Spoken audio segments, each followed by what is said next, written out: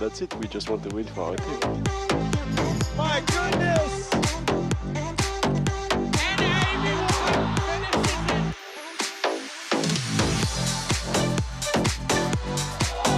Yeah, we're just as good as men, or better. It's a huge point for the Bay Area. Good chance that's the #1 highlight of the week.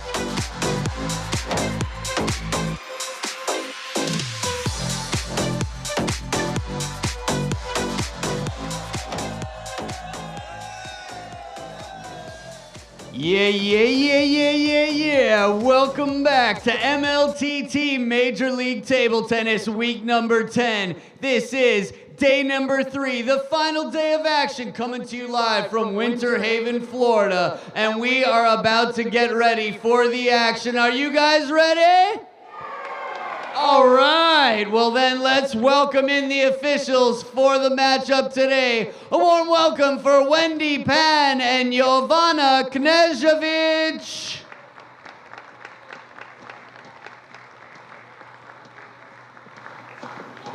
And the first team to come in is the number 4 team at the moment with 166 points. Open the windows and let in the breeze. Welcome the Chicago Wind!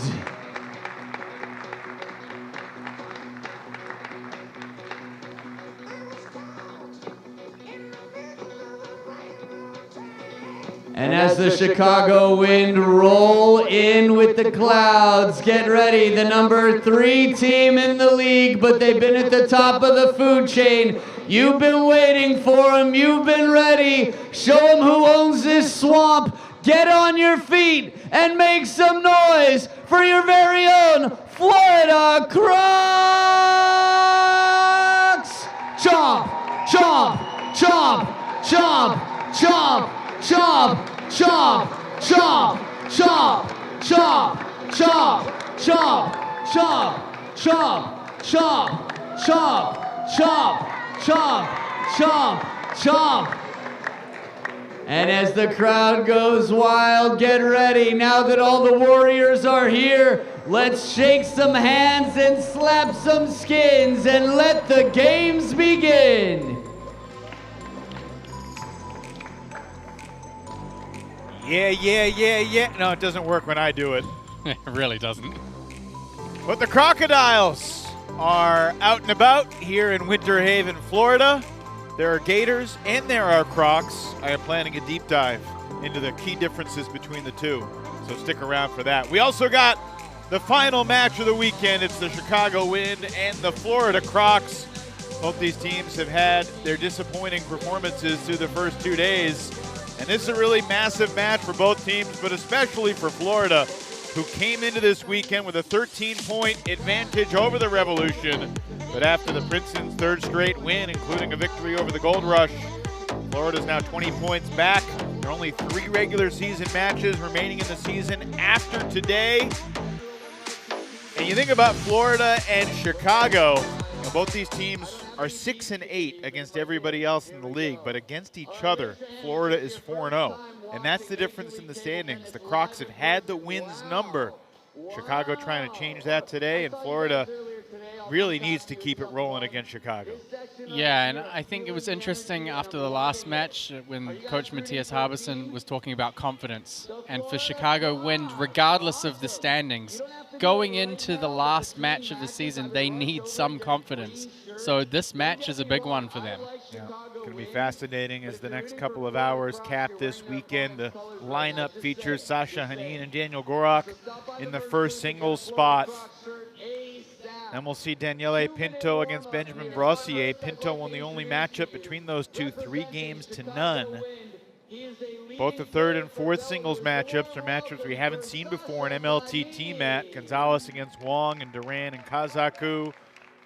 And obviously Gorak and Ekholm have been very successful in doubles against the Wind this season.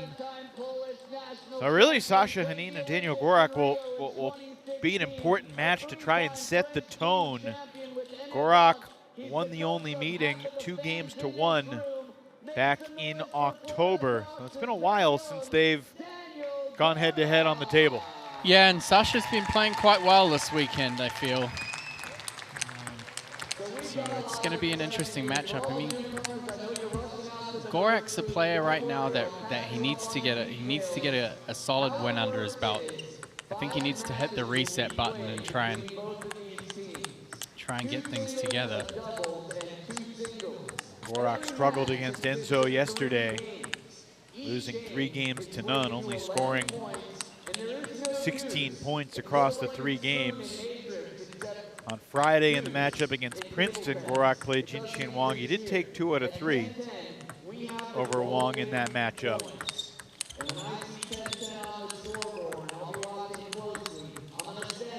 Sasha Hanen got 1 game off Jishan Liang yesterday. Jishan was really the stand-up performer of the weekend for the Princeton Revolution. Hanen also took 2 out of 3 from Roman Lawrence. So an interesting matchup to get this final match of the weekend started. Really coming down the home stretch. Every point is critical. Hanen serves first. 1-0.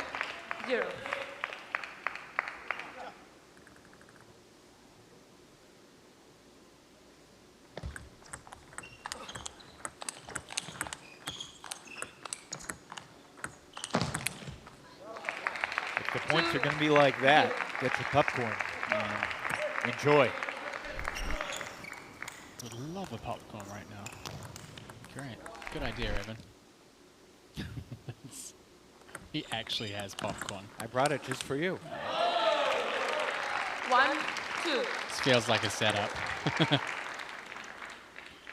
Well, it's going to cost you $1,000. No, I'm just kidding.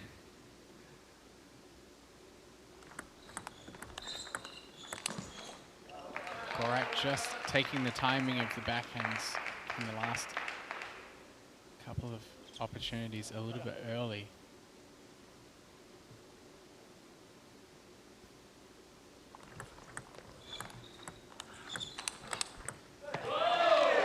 Nicely done there by Gorak. He's back within 1. How would you compare these 2 players stylistically in terms of what they want to do to the other? I think fairly similar in terms of aggressive pace.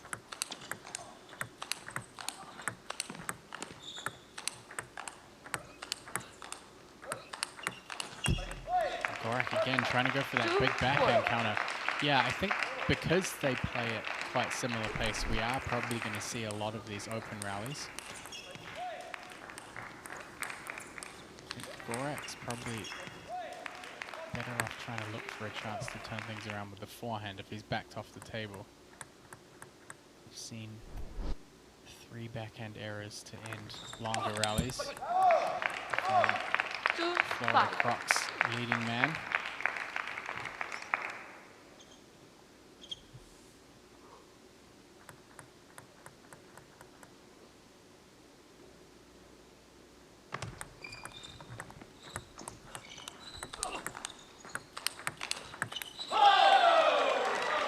Time he strikes, backhand makes its mark.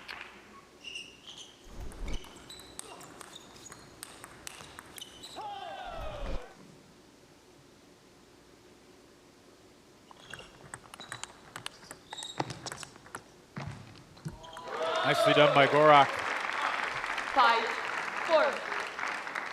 Probably one of the first points of this weekend where we've really seen him just look totally in control of the table. Yeah, sending his opponent scrambling rather than the reverse.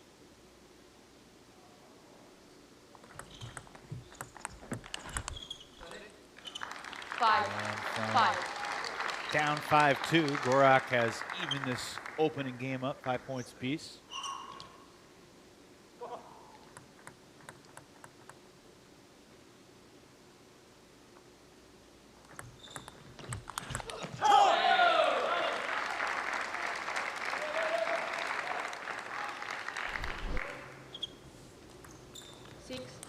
Four straight points for Gorak. He's got one more serve here. Trying to keep it rolling. Hanen with other ideas. So you look at those standings, and Florida's got a healthy edge. But if we were to removed the matchups against everybody else, or I should say that they've had the same success against everybody else, but against one another, Florida's gone 4-0 against Chicago.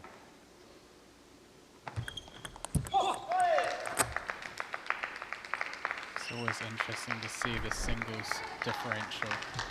Florida really not having been as strong a singles performer as other teams here on the East. Let. And there was an interesting tweak to the Florida lineup that you may have noticed if you're really locked in. No Ojo Onalapo for Florida today. He's got a knee issue. So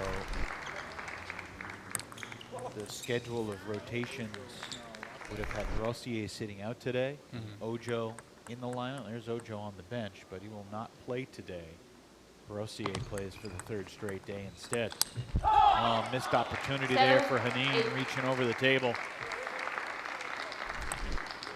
A little off balance. He'd like it back though.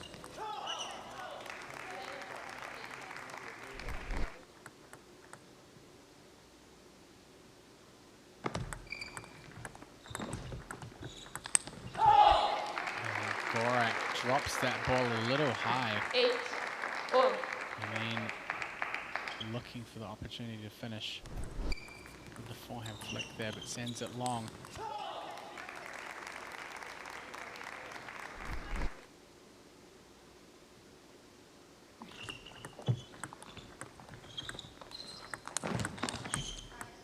There's Gorak with the forehand counter.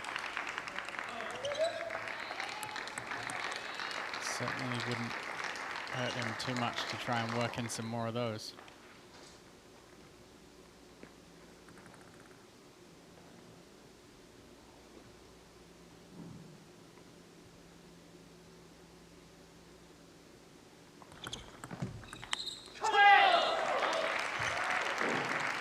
Big chole from Gorak.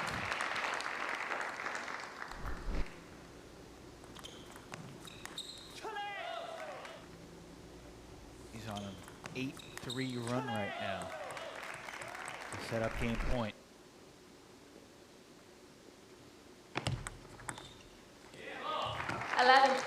11-8 for Gorak in game one. That's what the doctor ordered for the Florida Crocs. Number one player gets their team on the board first.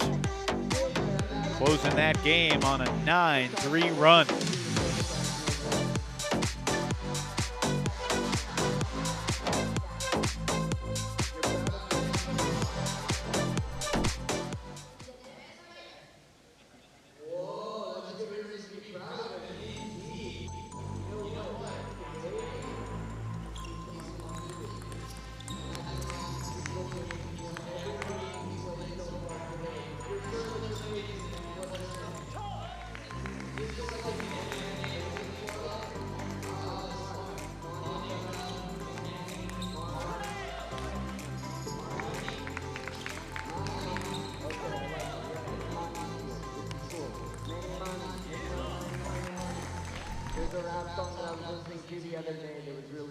What'd you see from Gorak there that we maybe haven't seen as much of in recent weeks?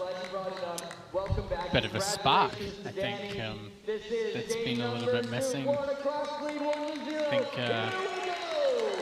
just confidence and the ability to control the table a bit more.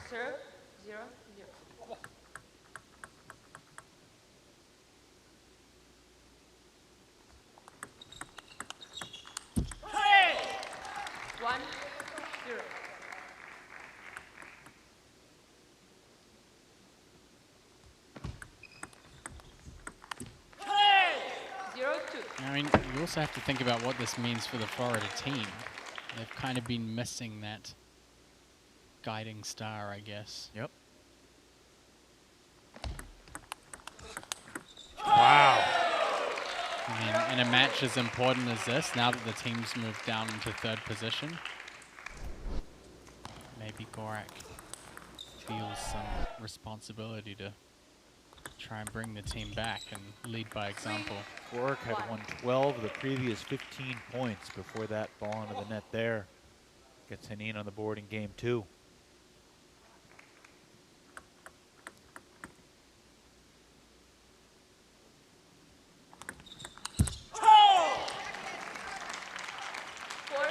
And you're feeling the energy right now from Gorak. It's emanating from his entire being.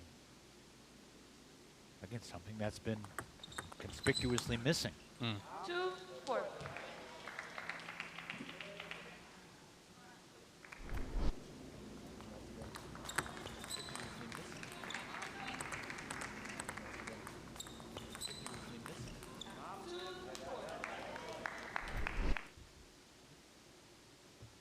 There's the commish and the #1 pick.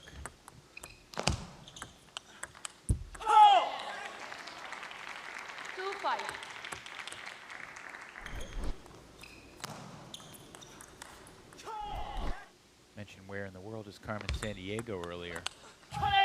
The sequel to that is where in the arena is Flint Lane. Sometimes he's at the administrative table, sometimes he's in the stands. He was getting a game in between matches here on the practice table. Look at that little pop-up on screen. Production team's got you covered. I mean, I'm confused and appreciative all at the same time. 6-3. Just to check, do you want me to start singing now, or you good? No, I haven't changed my mind on that one. Okay, keep me posted. Yeah, maybe during the Kansas weekend, while I'm at home on my couch, see how Sean O'Neill handles the sing-along.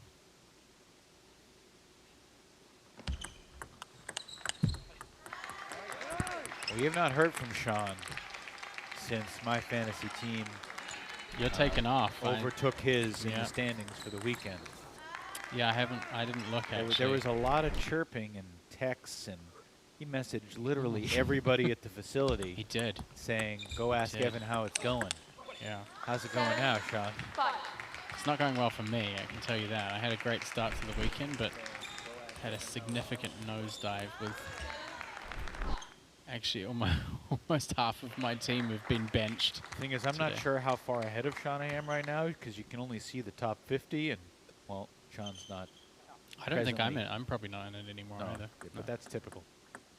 Okay. All right.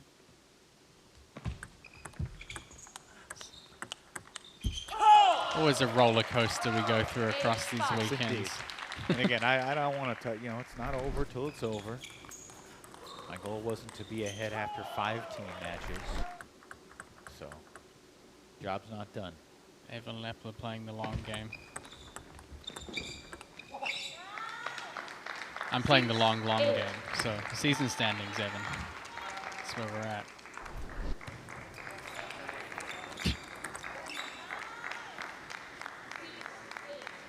An opening here for Hanen with 2 serves on his paddle.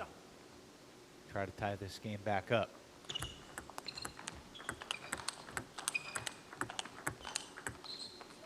Big point there. Yeah, it's a really difficult angle to play also from the step around forehand when the ball's kind of being played into your body.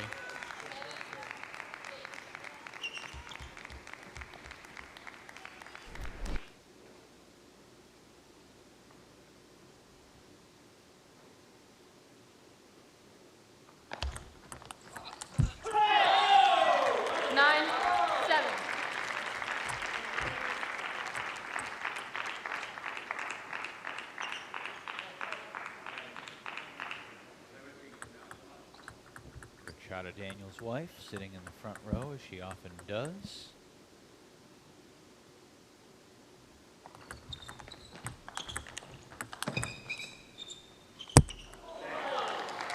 Ten-7 lead for Gorak.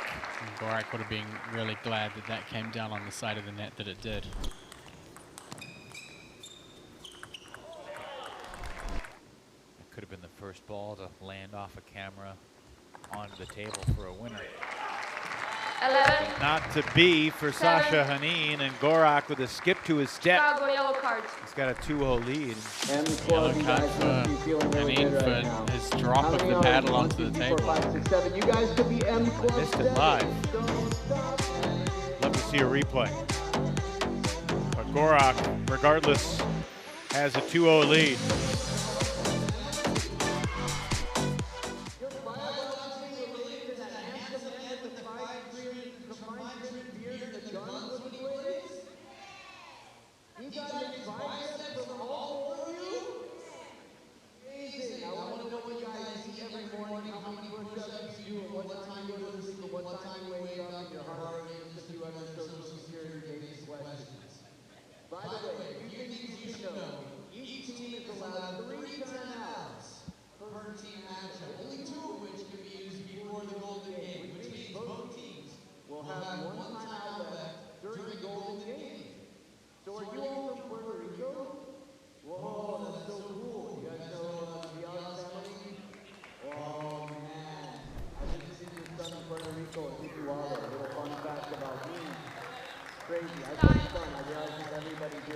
That's not a whole lot to earn a yellow there, Matt Hetherington, if I'm being honest with you.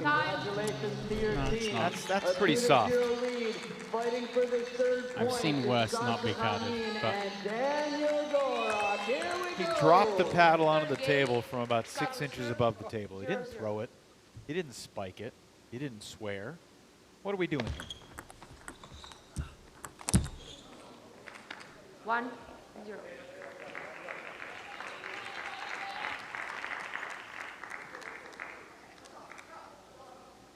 Have you ever gotten a yellow card intentionally? Like you've said to yourself, I need to get a yellow to change the momentum here? I've never been carded ever, which might come as a shock to you. If only I had a card in my pocket right now. That would change. I'm nervous now because you had the popcorn, so. 1-2.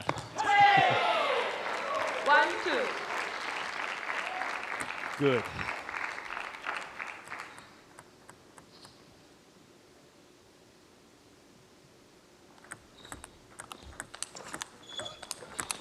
Oh, great stuff from Daniel Gorak. This is Win to serve. Gorak reminiscent of the early weekends of the season.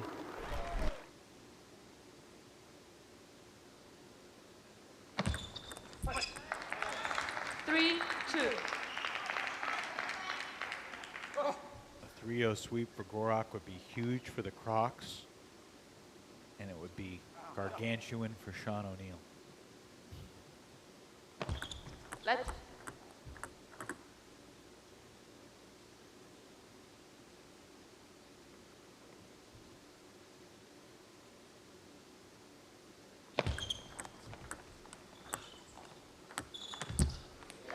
Couple of late pickups on those 2 shots from Hanen.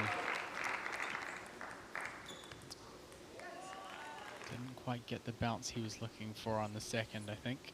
Gorak kind of fished it up from under the table.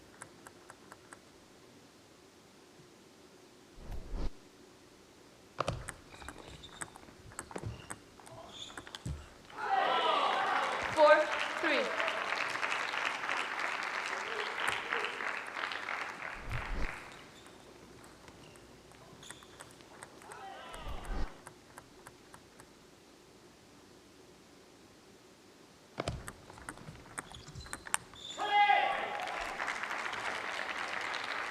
Five, 3.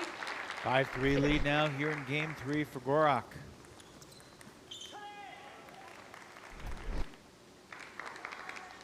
Up next, Daniele Pinto against Benjamin Brossier. 3, 5. Should be fun.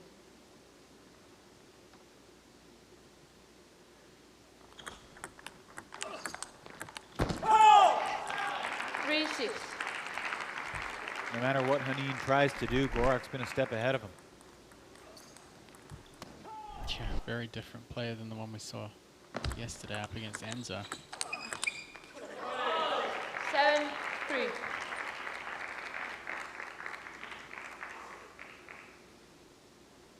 sense of urgency perhaps today.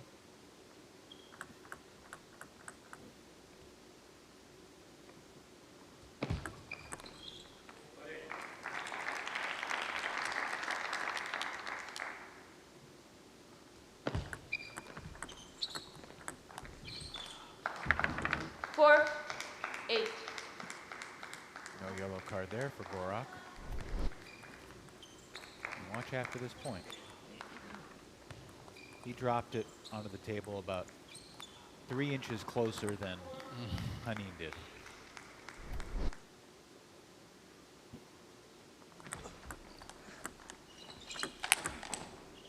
Too good. 4-9.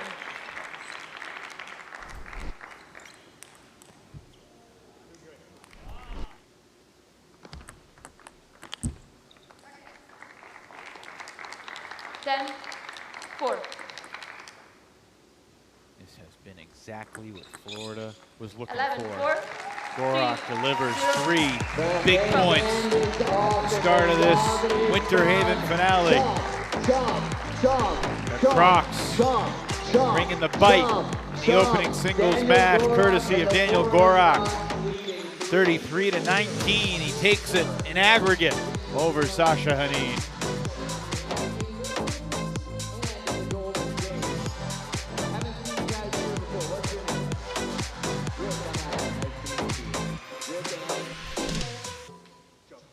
Justin, nice to meet you. Dan Gorak has put the headset on. Congratulations, an impressive 3-0 sweep. Was it a different mentality that you took the table with today, or was it just feeling more efficient for you on the table today? Today, all the weekend, I feel like I play well. Maybe yesterday I didn't win, but I felt like this is my game which I should play against Enzo. Of course, he's the best player in the league, and it's always difficult to play against him. But today, I do exactly the same, maybe more a little bit positive. And I won 3-0, I'm very happy. It's got to feel good for you to get the 3-0 win under your belt. I wanted to ask a little bit about outside of MLTT. Obviously, you're in Florida. I mean, there's not too many players for you to practice with at your level, and also you're coaching a lot.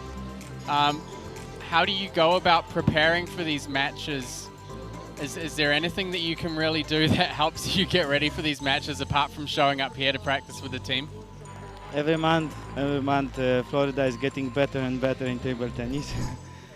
And of course, I know my knowledge, how I should prepare for the best way, how I should play in the best shape. And always I try my best. If I'm in good shape, my body are in good shape, then I feel always good. You were down 5-2 in the opening game, and after that you kind of gained control, and it felt like you never relinquished it. What changed in that first game that enabled you to gain confidence and just start rolling? I think I changed the serve. I served that serve very short. He just receive short, and I do exactly the same, and he mistake. I think I was a little bit more aggressive, and in the while I was also more calm. All right, take a couple deep breaths, go get some water, and we'll see you in doubles here shortly. Thanks, Daniel. Thank you very much. Into the second singles match, and Daniele Pinto heads to the table with a good bit of pressure on his shoulders, knowing that his team's currently trailing 3-0. Benjamin Brossier, as he left the arena yesterday, thought that his weekend on the table was over. He was just going to be a spectator today. He was going to be inactive with Ojo Onaolapo taking the spot. But with Ojo's injury, Brossier goes back to work. Benjamin got a 3-0 sweep over Jeremy Hazin in yesterday's match, and on Friday got one game against Koyo Kanemitsu. Brossier serving first. See some good forehand power from Pinto. Brossier's placement's going to have to be on point.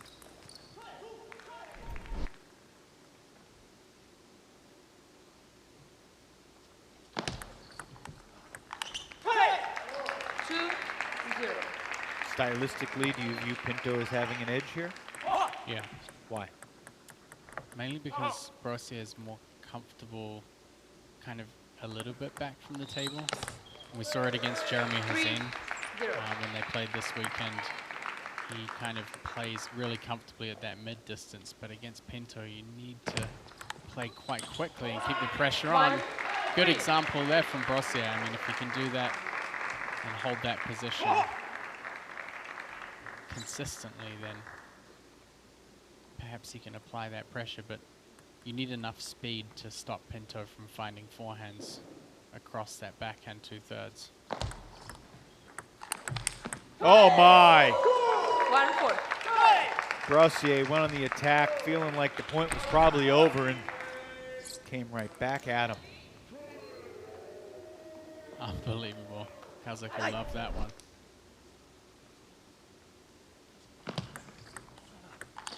Oh, Brossier fires right back. These guys are going for peak precision. Excellent placement from Brossier.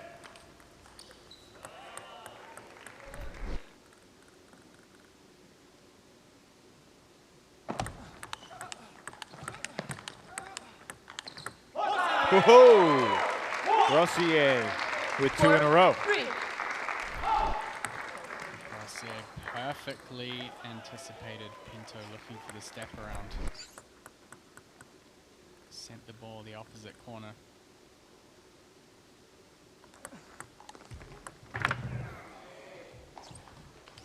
Four. That's not a yellow?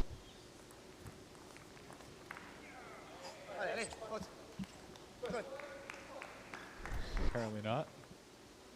No.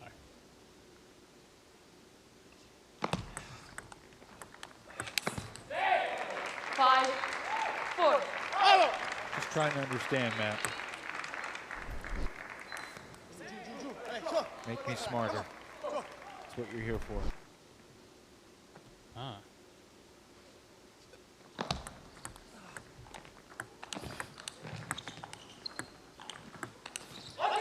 Great stuff from Brossier.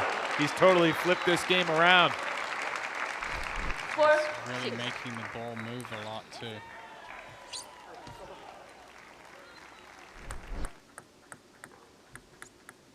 Yeah, there are some things in table tennis that you can't really predict, and outside of course, of the actual rules of table tennis, there's plenty of room for interpretation from different officials, so you're going to get varying degrees of strictness in some areas more strict, some areas less strict.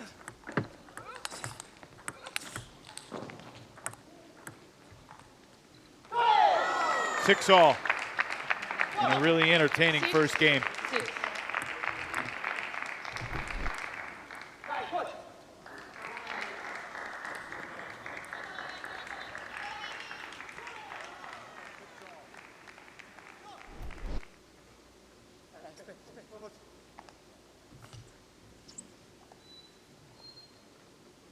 Pinto has finished above 500 in singles every weekend he's played in the league except the first. He's got that streak on the line right now. He went 1 and 2 against Przeszepa in his first singles match yesterday. 6-7. 3 straight points for the Italian.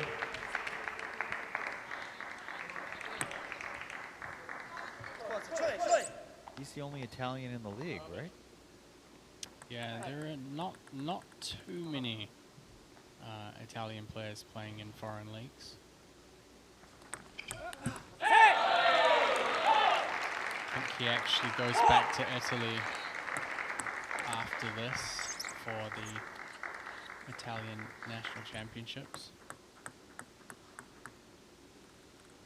which is a qualification event for the national team, so.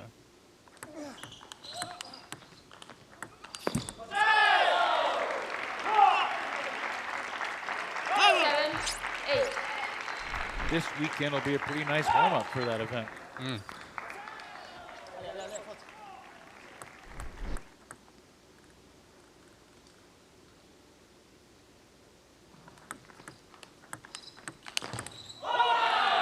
Brossier back up by 2 as these players trade barbs back and forth.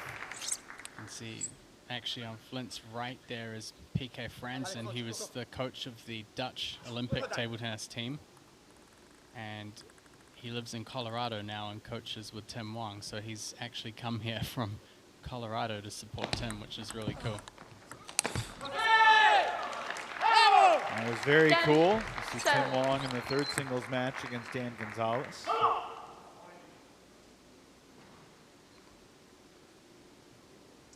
A lot of twists and turns in this first game of Brossier with a slew of game points. And he only needs 1. 11-7. It's a 4-0 lead for the Florida Crocs. Said earlier, they needed 20 points in this match to even up the standings with Princeton. Long way to go, but they are right on track so far.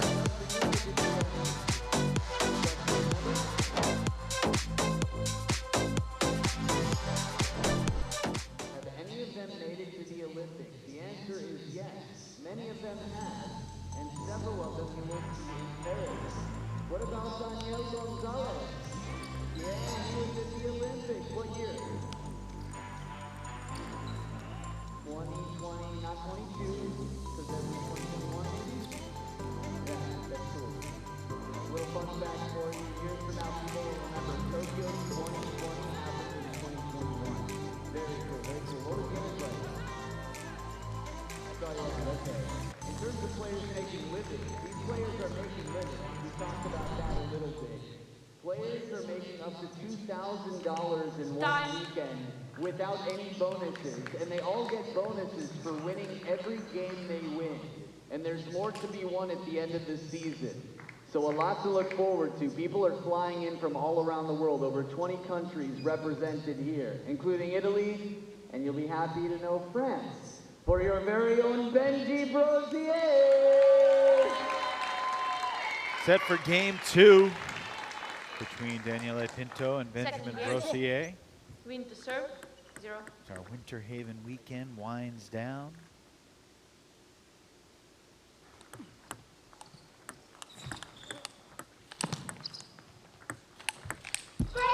Brossier's court coverage on the first point. Unreal. Gets all the way back across and plays not just a backhand on the table, but a backhand winner. Florida bench enjoying it.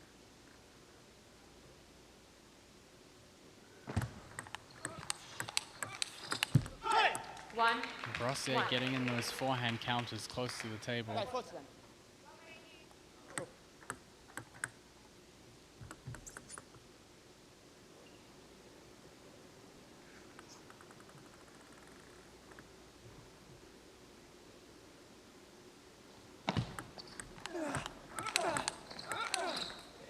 2-1. Today's the warmest day of the weekend outside here in Winter Haven. Took some nice walks the past couple of days, saw a bunch of gators. Did not see any Crocs though outside of the arena.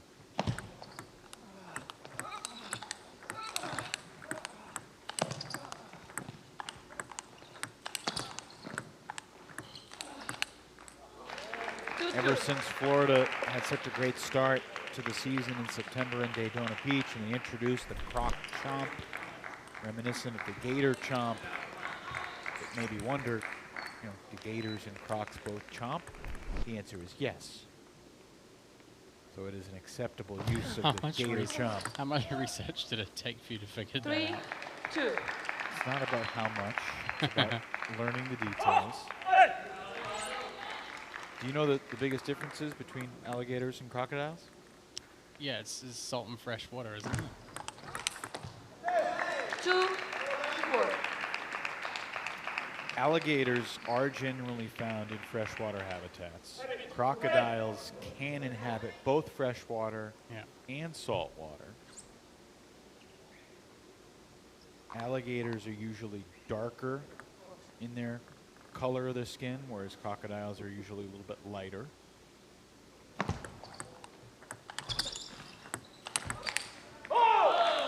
if the skin color is obscured and maybe you just see the snout, alligators have the wider U-shaped snout, whereas the crocodiles have more of a V-shaped snout. But more to the point, when their mouths are closed, if you can see teeth with the mouth closed, it's a croc. If you can't see any teeth with their mouth closed, it's a gator. I can tell you, if you're close enough to see a teeth in a crocodile's mouth, just run. Don't think about anything that Evan's just said. Just get out of there. Alligators native to the Americas, crocodiles find them all over the world, Africa, Asia, Australia. Americas, and Australia. Saltwater Yes, crocodiles. New Zealand? They're crocs in New Zealand? Yeah. Anyway, consider that your lesson for the day. In the Venn diagram of alligators and crocodiles, there are some similarities. 4, 6. But Thank you there very are much. some key differences as well. Thanks for that, Sir Attenborough. Anytime. Meanwhile, Daniele Pinto trying to even up this match at 1 game apiece. Got a 6-4 lead.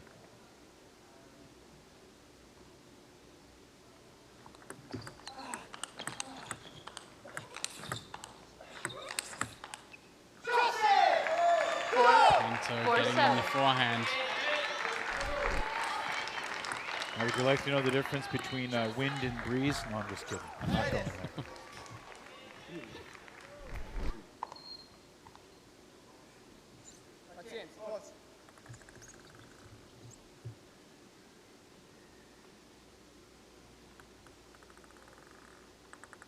Brossier taking his time before this big serve.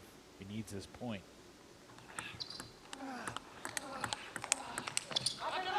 Pinto raising his level. Yeah, picking up the speed. Earlier timing. And the backhand to finish it too. Typically we see Pinto playing a lot of forehand.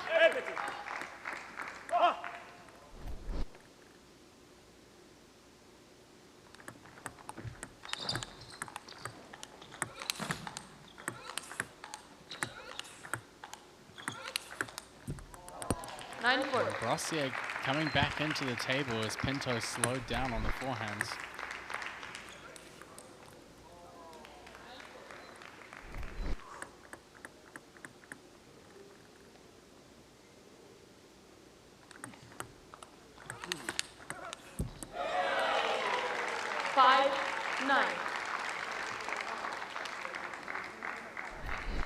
By the way, gators and crocs sometimes inhabit the same, environments, the same habitats, which can create conflict.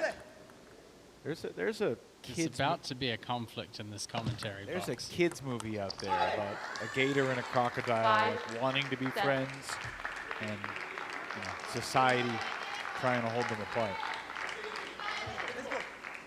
It's game point.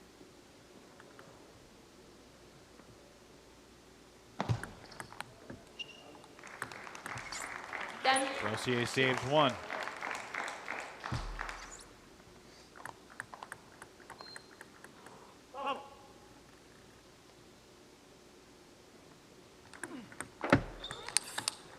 Brossier saves 2. 10-7.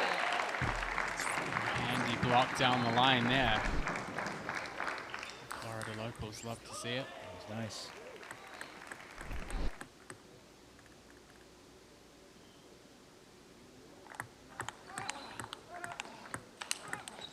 That's 3 straight for Benji Brossier.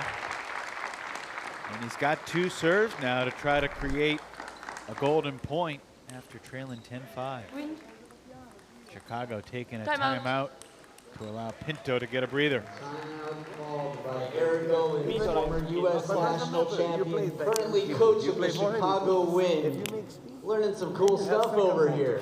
Fun The fact, second one and the third one is where you have the prize money opportunity, at the not end the of first one. The season first one he's using for the your winning power, teams, for the or you're top missing. teams, So just all spin it. sorts He of doesn't do exciting anything. stuff. He gives it back, A lot of and then you people can been go asking stronger. me, what's the story with Carolina Gold Rush? I was wondering the same. I actually just learned why Americans speak English. I mean, among other languages, which is pretty exciting. But Princeton Be calm, Revolution's be free, part of that. clear Why your mind. Carolina Gold Rush? Well, the first gold rush before people moved to 1849 California happened in the Carolinas. There you go. Fun fact. It's Pretty important, the impressive. first one, if you make a Other than little that, bit slower a spin, it I've got doesn't all mean your sorts of feet are fun slow. It information. means you're Anything still very curious fast, because about, the you can let second me one, know, but you have right to now, go, the okay? pressure is really on. Daniele Pinto puts up what? 10-6? Benji 2 points away from a golden point. Let them know whose swamp this is, Florida.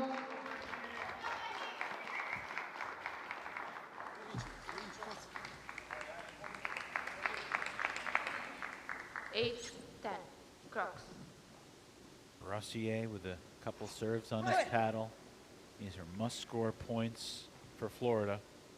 Otherwise, Chicago will even up this match. Oh, return into the net. 10. 10-9.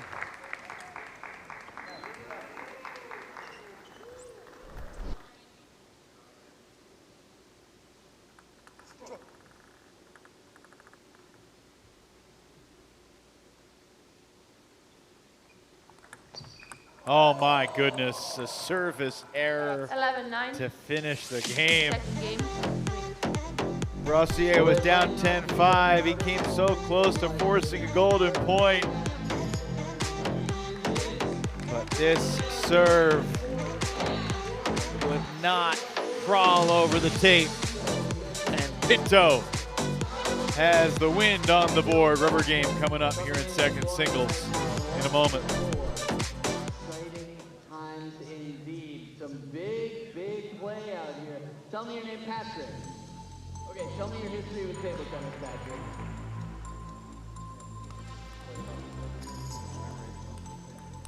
Recreationally. Have you ever used a professional racket before? Are you cheating off of Ron Spencer? You're looking to his paper for the answers? Have I? Yes, you have. Okay, I used one. That's cool. Okay, so you guys, if you know Ron Spencer, you're already in. That's good. That means you can get anything you need in table tennis. Raise your hand if you'd like to learn more about table tennis and how you... First time in a while that we're seeing a rubber match here, Matt. Last 3 matches in the Princeton-Carolina match were all 3-0 sweeps.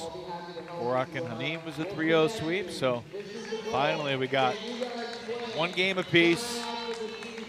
Pinto and Brossier. It'll either be a 5-1 Florida lead heading into the doubles, or Chicago will have a little momentum and be back within 2 at 4-2.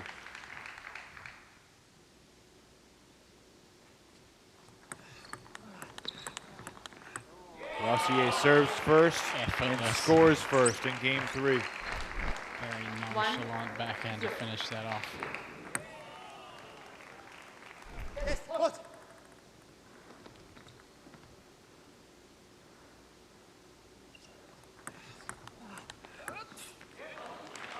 Zero, 2.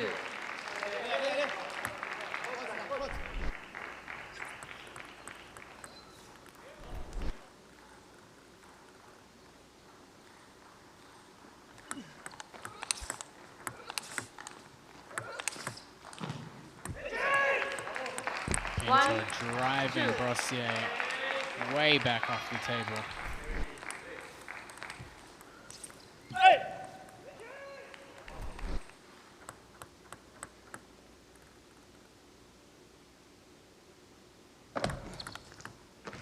That's ridiculous. 3-1. Slight clip of the edge there, which he apologizes for afterwards, but Don't apologize for a good shot, Benji.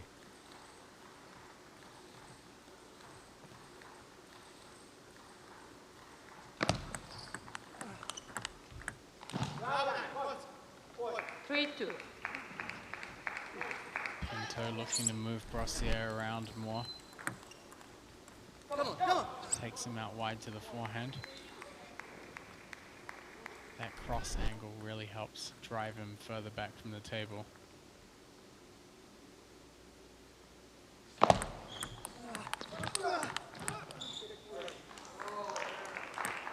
Two, 4. 4-2 lead for Brossier as they go to the towels.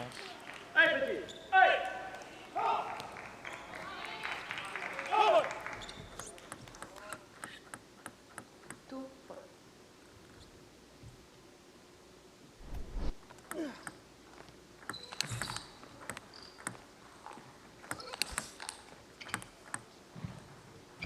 Pinto twice dropping the ball shorter.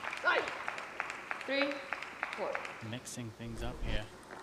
You can see how much court Brossier is having to defend. I mean, some of these rallies he's as far back as DeSantalan.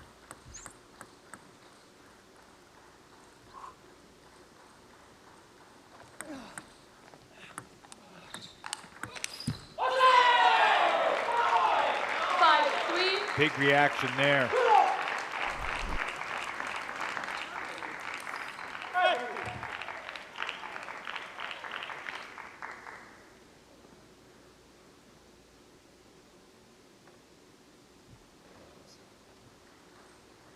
You have to wonder, Matt, if part of the thinking of having Brossier play the past 2 days and have him not play against Chicago was the fact that he was swept 3-0 by Pinto earlier this year. Now he's in a position to take 2 out of 3 for his team. 6-3. Thrust into duty with Ojo out with an injury.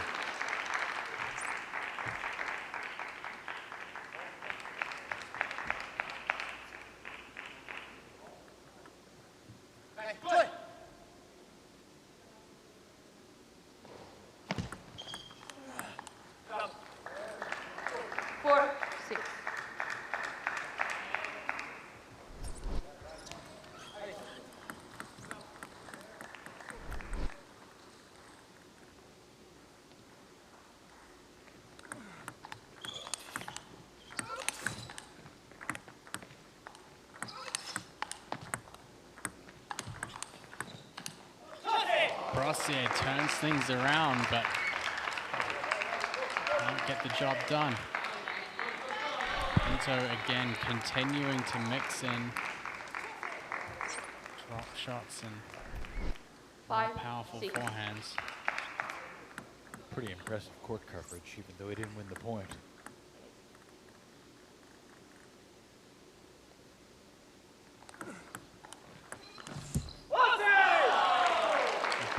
Guides the line out to the forehand.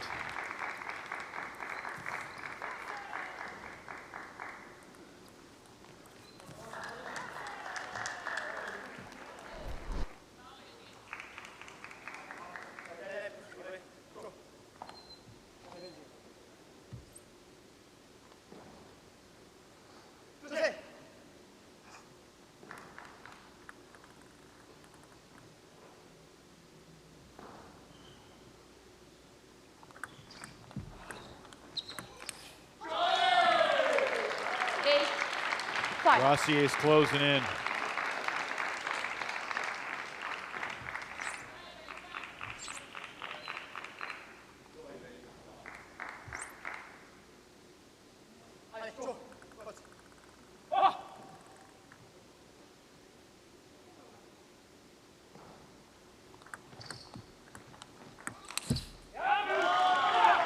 Flat ball from Pinto.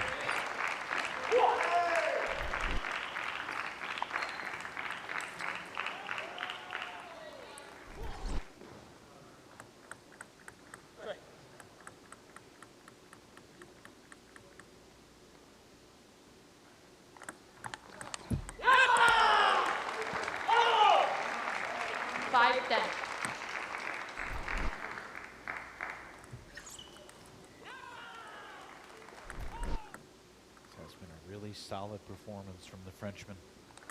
That's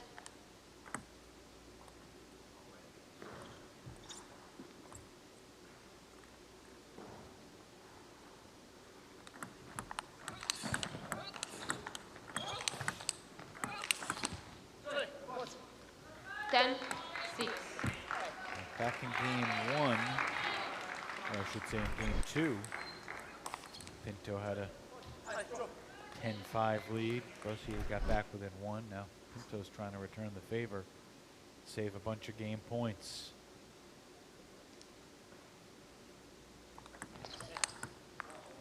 Let was called, I think.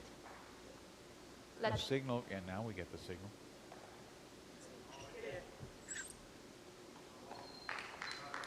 Ten, 6.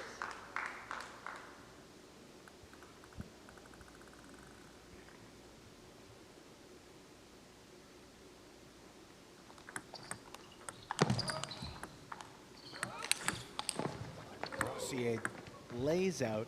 He's still in the point. Pinto sent him the 10, other direction. 7.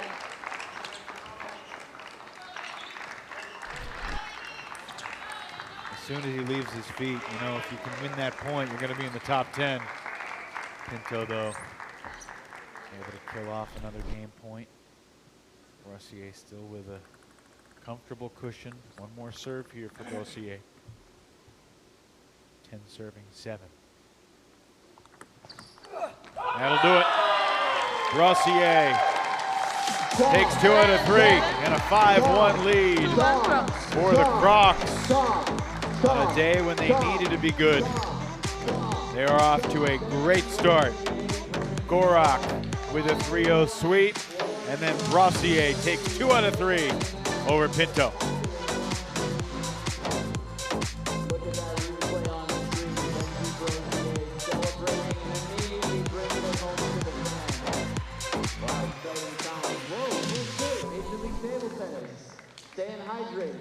I got questions since you're going to be all hydrated. And we're now joined by Benjamin Brossier. Congratulations. That was an impressive performance, especially after what Daniele did to you earlier in the year. Let's go back to the beginning. When did you learn that you were going to play today and not have Ojo be in the lineup? When did we learn that? Yeah. In the breakfast, Ojo sent a message. I'm injured. I felt something yesterday. I can't move this morning with my knee, so we learned that in the morning. Yeah. I mean, you left the arena last night with the mindset of I'm probably done for the weekend. Was it hard to kind of snap back in mentally and be ready to go today? I didn't have that mindset yesterday. I thought I will play today because I was doing a good performance this weekend. Okay, it was Danny or Mark or me on the bench today normally, and the coach didn't tell us yesterday, so I was prepared to play. Gotcha. And in a match against Daniele, obviously he plays a lot of forehand. How did you kind of build your tactics together to play against that? Yeah, just like yesterday, I told you it was really important to focus on the small things I can control. And about Daniel, it was about like to make him confused about if he can take his step around or not. And so I play a lot of straight forehand with my forehand, try to change the rhythm also for him to make mistakes. That was the goal key. Is it exciting for you when you leave your feet to dive for a ball and you get it back and the point continues? It's exciting when I win the point. When I lose, I get pissed. Well, you were on the verge of one there, but you got the game 2 out of 3. Well done. Thanks, guys. Glad to have you Thanks. out there. We'll see you in the Golden Game. Thanks. Thanks, Benji. Thanks. And it's a good point by Brossier. It wasn't automatic that he was going to sit. They could have sat Gorak or Duran, who both struggled at other moments this weekend. But Yeah, I was First game. in some senses surprised. I kind of expected that Duran might be on the bench today. see Mark in a bit. Now it's time for doubles. 1. Hanen and Tan playing together again. See if Gorak can bring some of his singles form here into the doubles. Now in the 4 previous matchups between Chicago and Florida, it's only been these 4 players playing doubles once. Gorak and Ekholm won all 3 games against Emily and Kaku, right? Hanen 1, 2. and Tan. That was in October, but 3 of those games, or I should say 2 of those games, were 11-10. In January, it was Kazaku playing with Emily. 2, 2. Gorak and Ekholm are 4-0 in doubles matches against Chicago, whoever they're playing. 3, 2.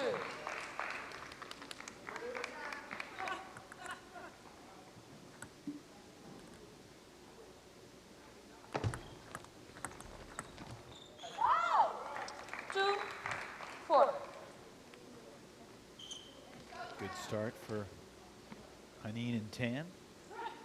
Emily Tan is 17 years old. Heading into the home stretch of her senior year of high school. 3, 4.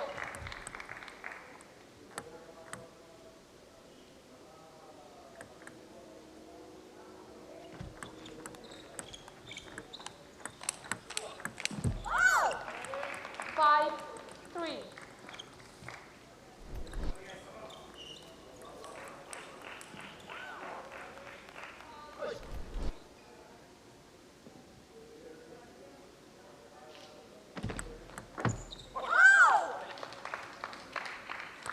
Six, 3.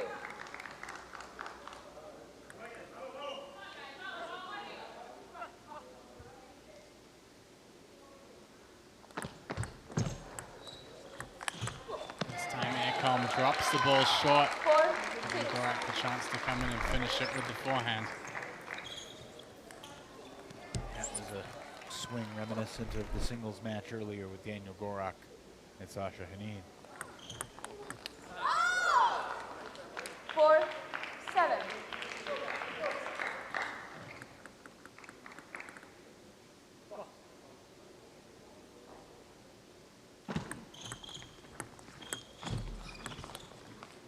How about that? Chicago just stole that point. Hanen kind of had to matrix his way around the table just to get the ball back. There's an opportunity there for Aircom.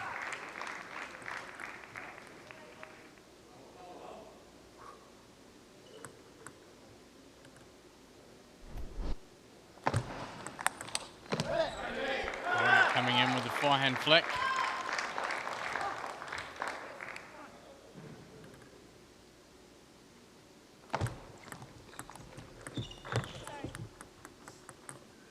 Five, 9.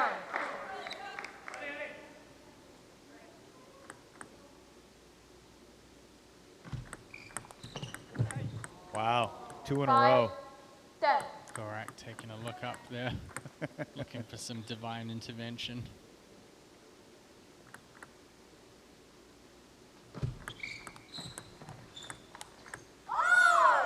And Emily 11, Tan 5. finishes it with Game, win. a forehand winner down the line. And a strong performance from Emily, and Sasha could not earn a point in singles. Playing alongside Emily Tan in the doubles. Chicago strikes first with the help of a couple of net balls and shots like that. The Wind take game 1.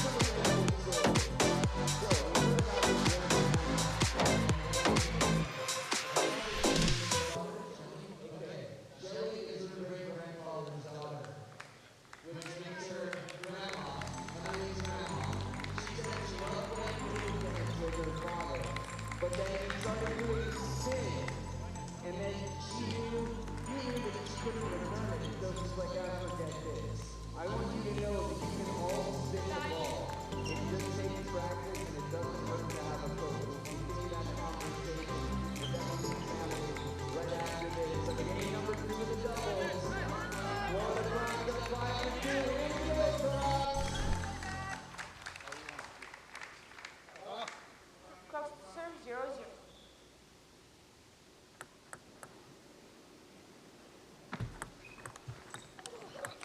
For a second, I thought that might have caught the back edge of the table, but it missed. So Florida takes the first point here in game 2.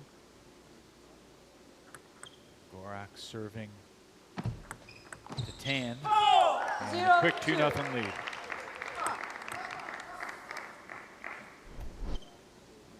Do you like this order better for the Crocs with Gorak hitting it to Emily? Yeah, I think so. 1, 2. I think also Aircom's slower spinnier ball usually gives a lot of problems to players who like to counter. 3,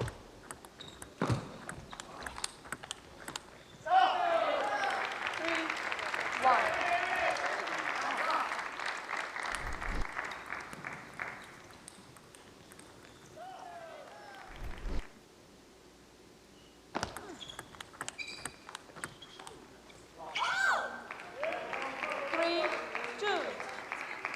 Sally's trying to bring the energy every single point that she and her partner win.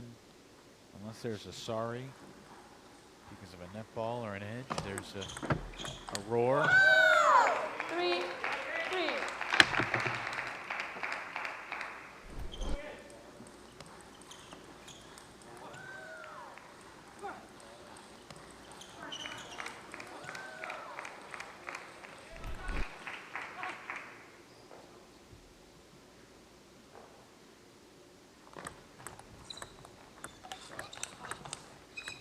Oh, 3, they all even out. 4.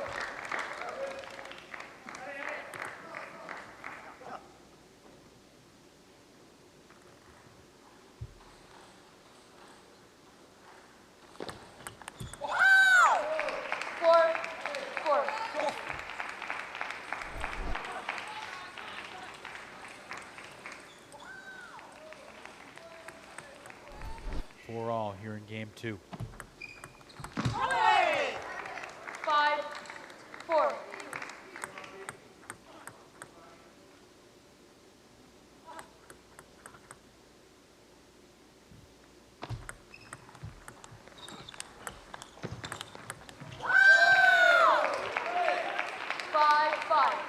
Some of these rally situations seems like Ekom's not really ready for the ball to come back.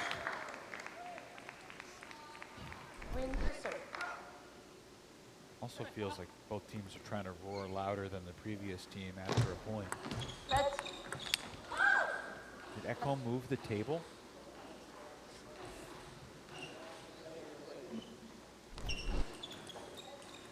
Just the signage, I think. So it's a let. Replay the point, 5 all.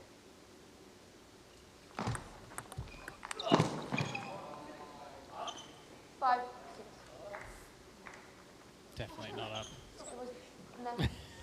Sasha with a grin.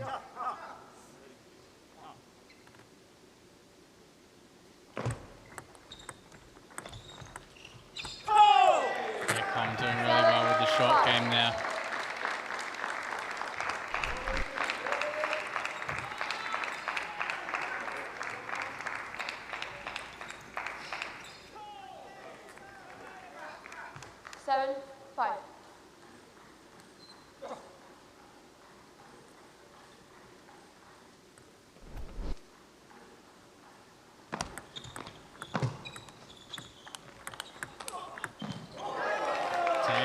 Gorak unloading that forehand.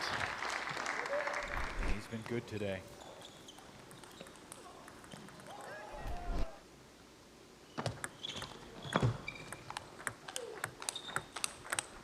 And this time Ekom comes in with the forehand to start things off.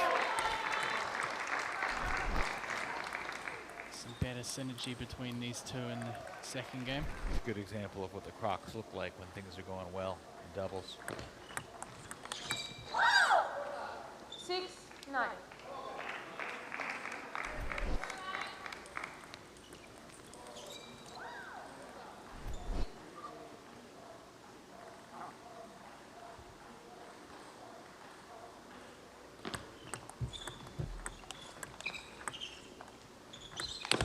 Tan missed it. 10-6. Gorak.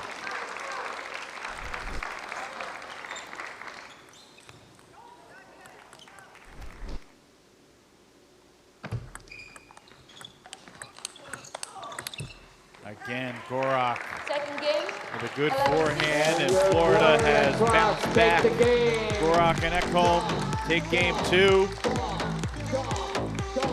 It's a 6-2 lead for the Crocs, and this doubles match is tied 1 game apiece.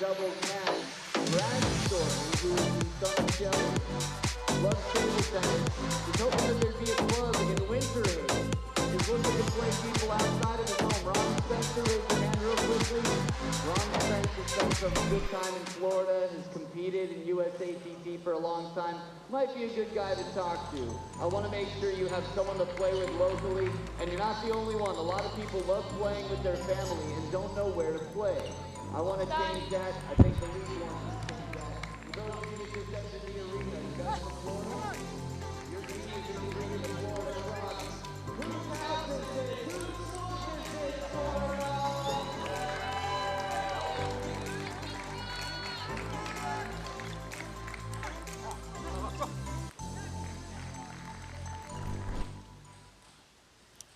Game 3 underway. Enzo never shies away from the camera. Sitting up there at the back of the stands with Carolina Gold Rush teammate Romain Laurence. No pressure for them. Sitting here watching this final match. 1-1. Not that they're under too much pressure in their current position anyway.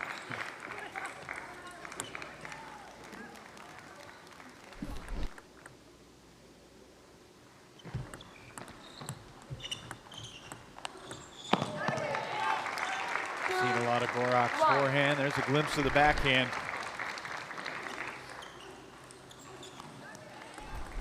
Effective shot as well. Misplayed by Tan. 1-3.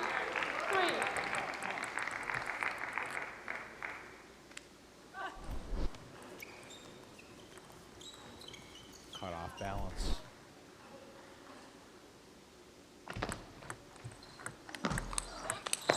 That's more like it from Chicago. The Wind could use more of points like that.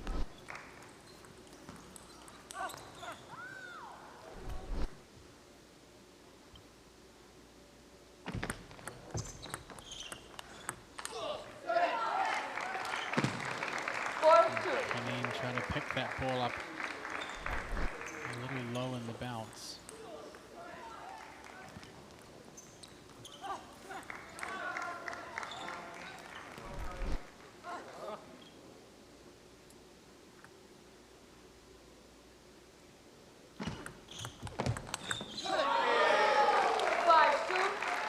Gorak's looking really good out there. Most of the occasions he's gotten and found those forehand opportunities, he has ended points outright. Tim Wong, Daniel Gonzalez. Third singles match of the day here in this Florida-Chicago showdown. On deck. 5-2. Crocs.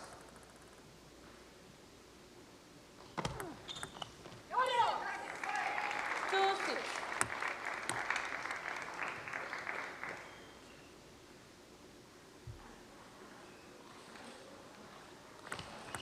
No!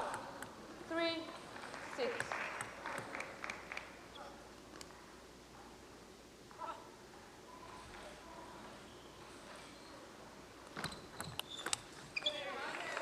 7-3.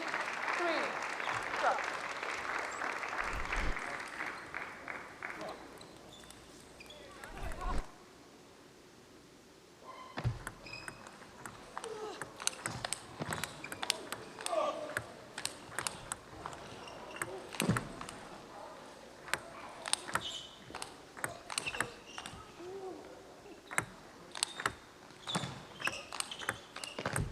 Might have been the rally of the weekend. What a point. So many shots on that rally looked like they would be the last shot of the rally as they left the racket, and they kept on going. Emily Tan had the hardest time there, having to deal with those difficult high balls.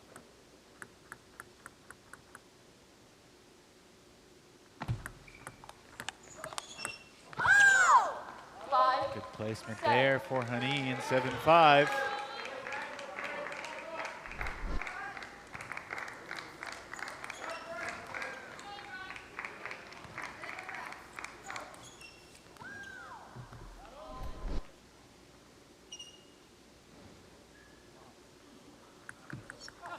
It's tough to ask Wong and Kaku to both pull off 3-0 sweeps, so if Chicago wants to have a lead going into the Golden game, they basically need to get this game here. Otherwise, they need the pair of 3-0 sweeps in the last two singles matchups.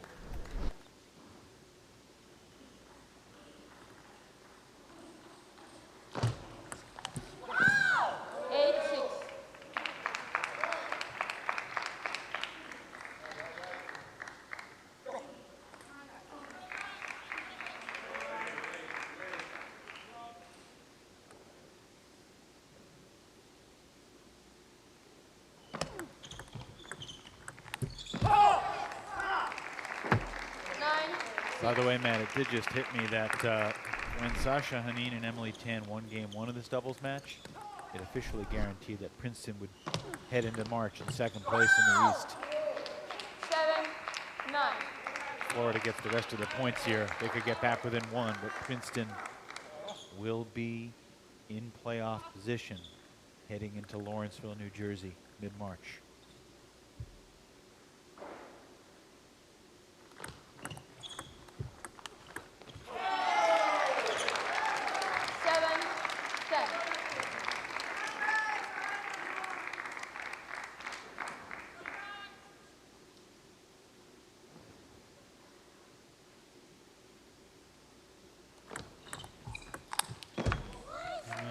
Going in for the forehand flick again. So Gorak and Ekholm drop game 1, but come back to win games 2 and 3. Gorak and Ekholm 5-0 in doubles matches this year against Chicago. And it's a 7-2 lead for the Crocs.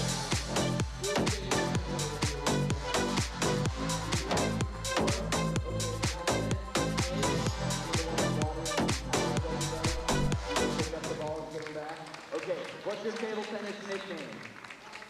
I have no idea. Ooh, that's a long nickname. We're going to have to shorten it up. How about... Joined now by Matilda Ekholm of the Florida Crocs.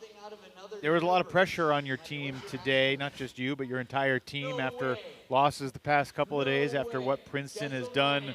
How pleased are you by what you and your teammates have done so far today? I'm very proud of the guys.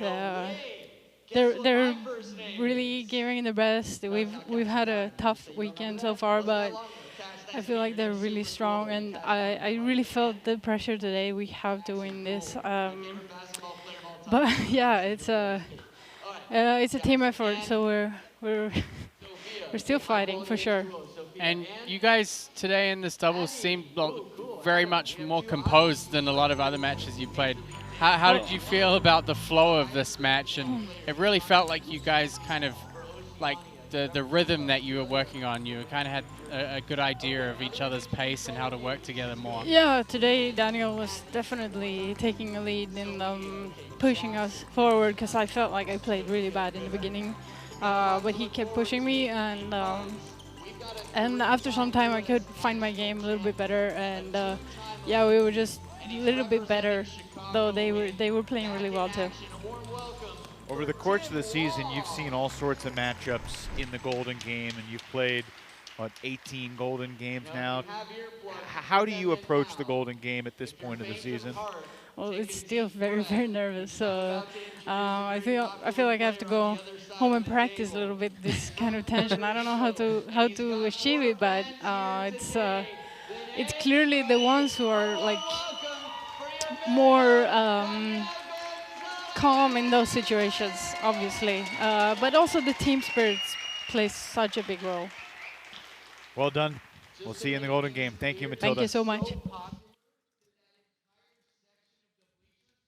All right, this third singles match features the two-time U.S. Olympian Tim Wong and Florida's Daniel Gonzalez, who hails from Puerto Rico. Gonzalez had a strong Friday night effort against Matthew de Santalan, winning 2 out of 3 games. Big win. The sun is out. Gonzalez's guns are out. And Gonzalez. That's what Sean has aptly named him.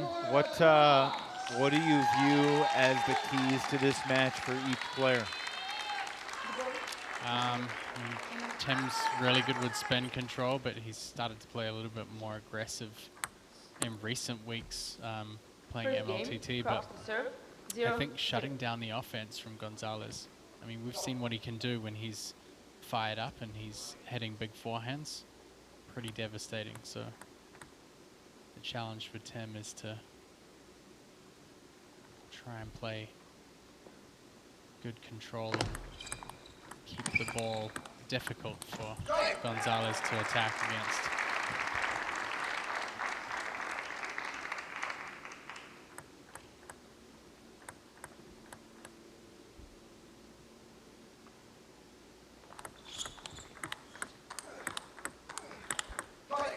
Good start for Gonzalez. 0-2.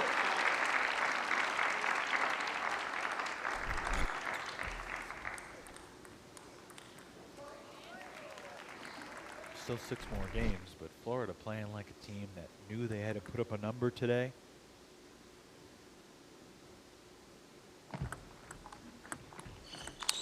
Like a golfer that knew they weren't going to tie it up, but knew they had to put up a 61 or a 62 to have a chance. They are making a bunch of birdies right now. Pretty interested to see how this impacts Mark Duran going into the last match in particular. Tim gets himself on the board. Tim has a very steady pace into the rally. Generally tries to play with more topspin brushing in his shots. And there's Gonzalez with the serve and attack.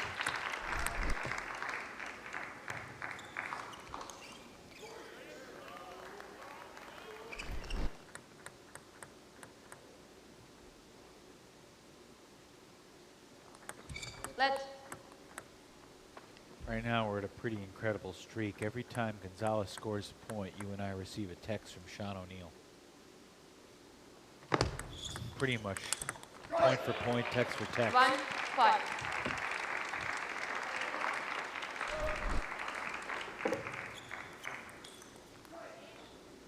Five-1 lead. It's a good thing you and I both have unlimited texts. You only need unlimited texts if you intend to reply, Evan.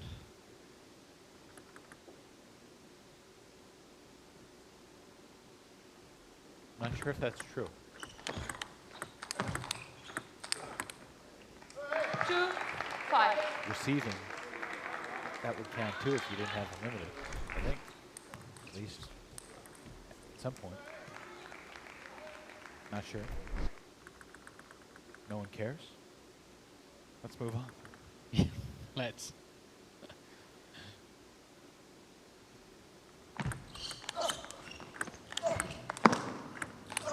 It's all Gonzalez right now. 6-2. Moving around like a man in charge. Got a great hook angle on that forehand. Took Tim Wong almost up to the umpire stand.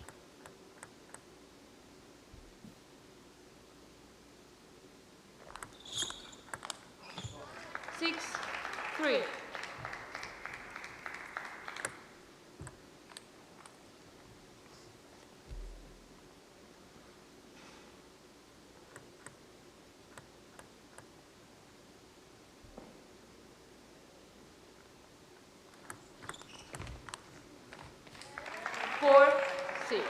So Timothy Wong closing the gap a little here.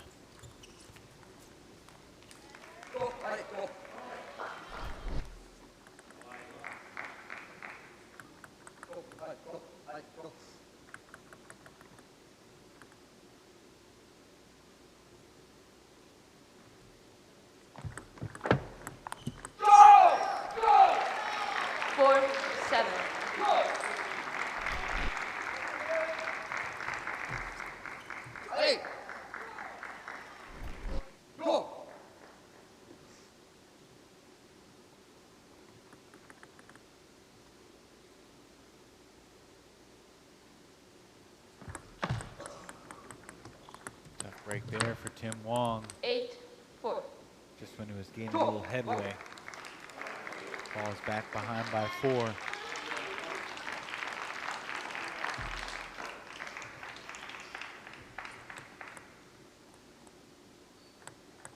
After this weekend, only 3 more regular season weekends. The inaugural MLTT season before championship weekend, where the teams will battle for $100,000 and the first ever MLTT Cup.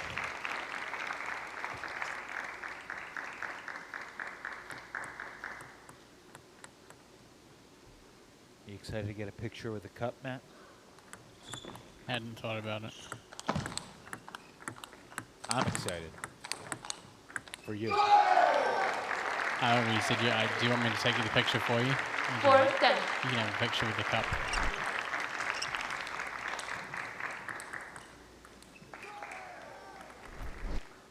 Game points for Gonzalez.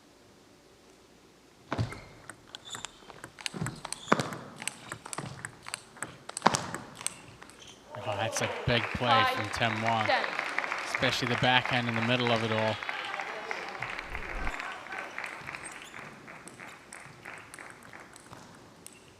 These guys are really hitting the ball hard.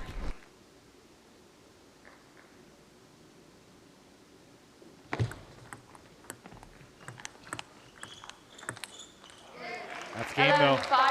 Gonzalez, from start to finish, was the better player in game one. See if he can keep it going. The Crocs just guaranteed themselves a lead heading into the Golden Game. And it's looking like it's going to be a large lead. Every point counting for the Crocs.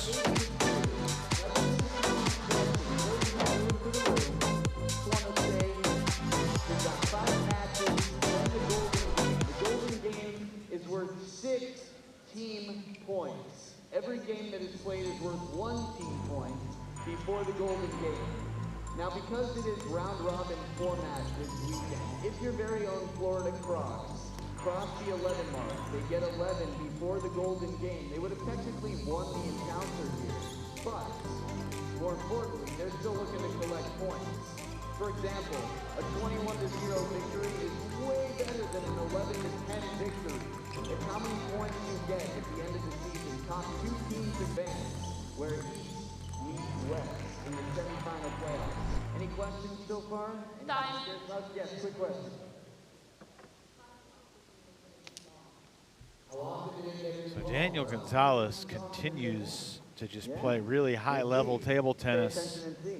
All right. Playing with passion game number 2, and energy. Tim Wong versus Danny Gonzalez. And really fantastic precision. To add it all up, he's won 3 of the 4 games he's played over some pretty good players. Desant Alon for Princeton and now Tim Wong for Chicago.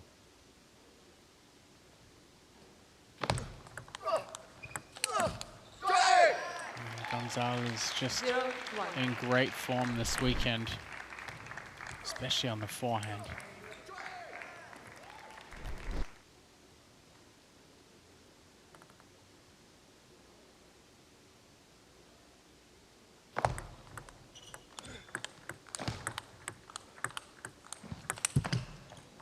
I think one of the big factors also is that when Gonzalez is playing more control, he's able to handle the spin and the pace from Tim quite well.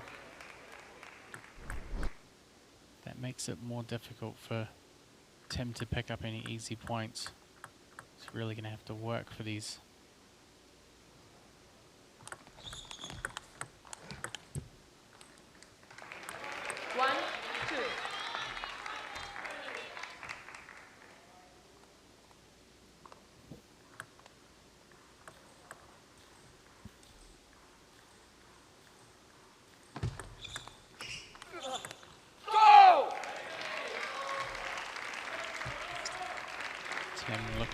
He's trying to motion himself to keep his body weight down and forward instead of bringing the shoulders back up.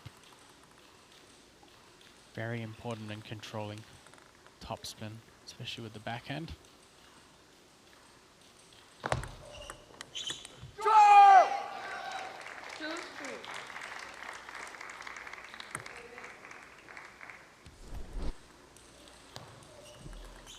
With Florida's strong performance here today, Matt, the Carolina Gold Rush are not going to mathematically clinch a playoff spot this weekend. That is not going to happen. However, they're going to be pretty darn close.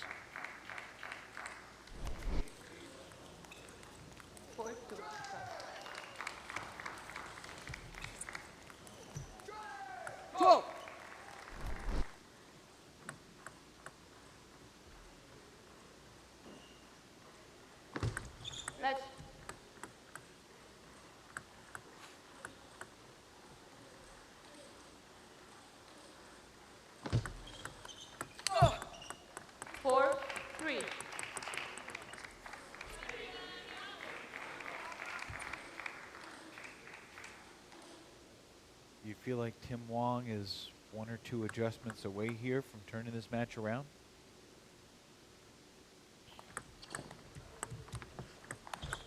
Guess it really depends what the adjustments are. And certainly some adjustments would help. A lot of it comes down to serve and receive, spin and placement.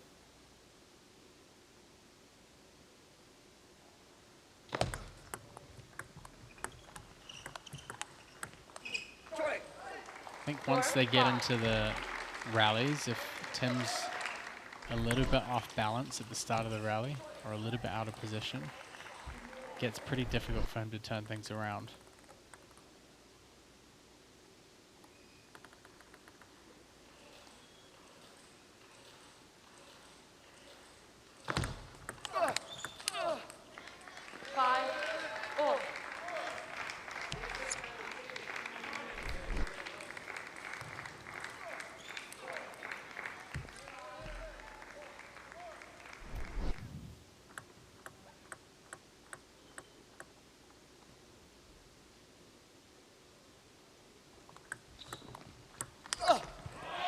Too good. There. 6-5.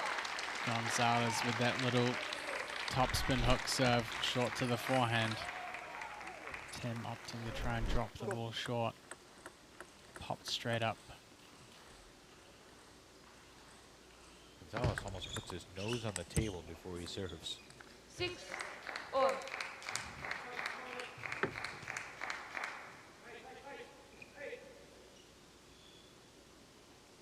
Different players around the league have different pre-serve rituals.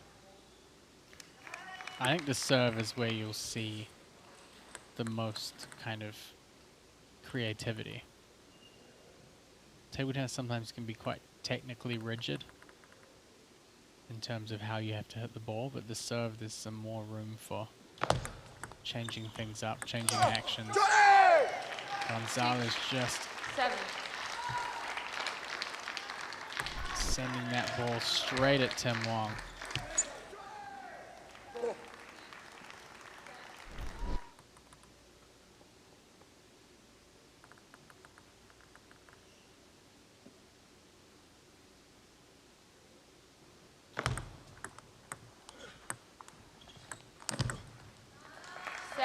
Wong hanging around here in game 2. He's doing it quietly. Yeah, he's got to get in and be more aggressive.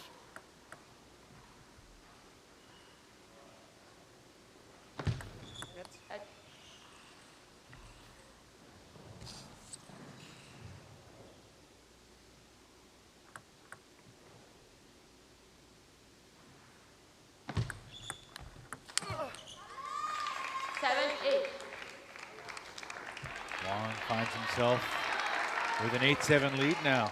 Here Emily Tan shouting words of support.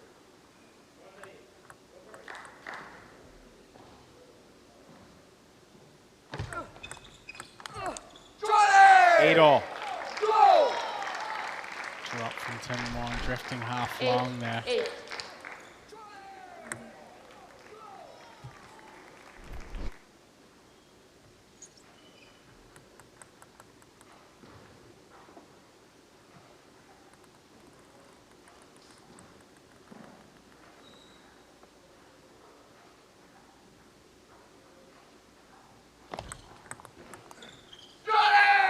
Wong really took his time before that last serve.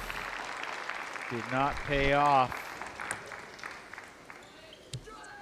This almost becomes a must-score point here for Tim.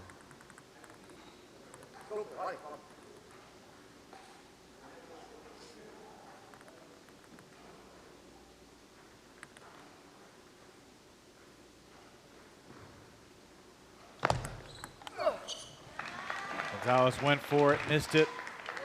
9 all.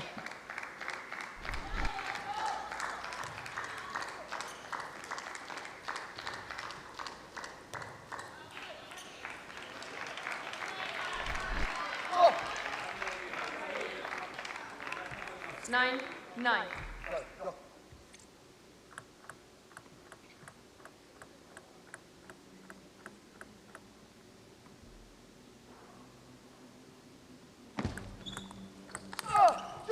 And that drop drifts long again.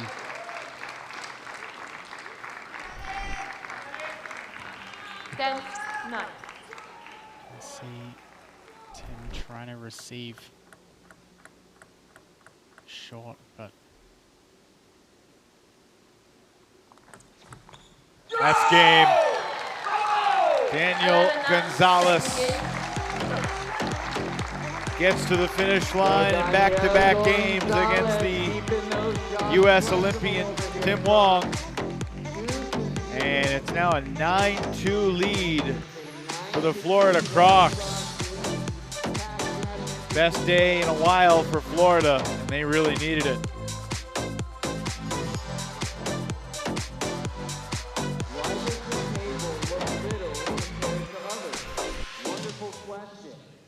Because of how big, fast, and how much space the players are using. Also, normally your proximity, how close you are to the table, is not quite this far away because you're not watching from bleachers, stadium seating. In the house, you're right near your table. But these players, they get low because the table guys really have to be ready to move and not just shoot for the ball, but playing the switch. Going on, switch with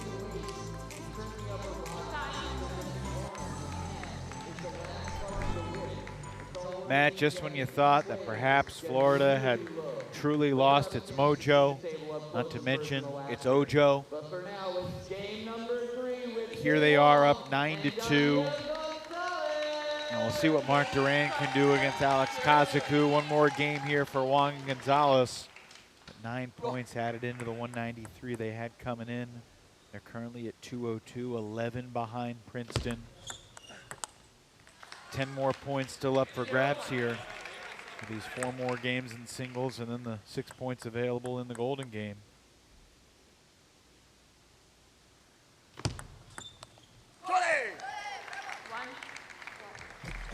And this is a pretty strong statement that Florida's making today. Heading into the last weekend of the season, there was a world in which they were, 15 points behind. yeah. Right now, it's much more likely they'll be 4 or 5 points behind, which is not an insurmountable lead by any margin. And I'm curious to ask you this. How does Florida's success in the first 3 singles matches, along with the doubles, impact Mark Duran, do you think, as he heads to the table after a tough couple of days for him personally and for the team? Could the momentum that his teammates have gotten actually help to transform his confidence a little bit, do you think? Yeah, I kind of tried to get an idea of that from Matilda as well. Obviously, I'm curious. I don't know. I can't say whether... I mean, I'm sure the Florida Crocs would hope that some of the pressure being alleviated off them early will help Duran to ease back into his game, but yeah, he's definitely been off this weekend, and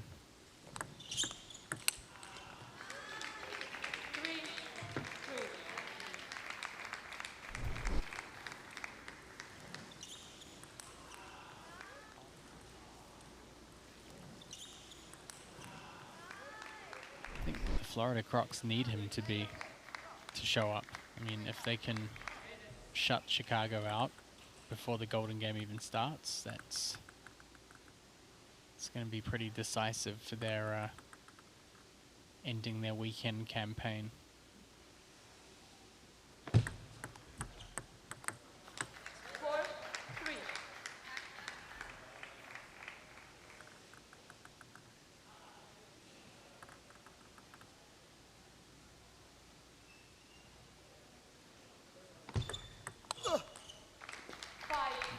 Long serving half long beforehand. The players switch ends, and it's Tim 5-3 in the lead here. Maybe you would disagree with this, but I don't feel like Chicago necessarily came out slow today or came out playing poorly without focus. I just feel like they've been outplayed by a team that's been really locked in and, you know, kind of a Florida team that's on a mission today. In some regards, I agree. I think their players definitely could have made more of an impact, especially I think Sasha in the opening match against Gorak. I mean, even Pinto as well. I think just tactically they weren't quite there.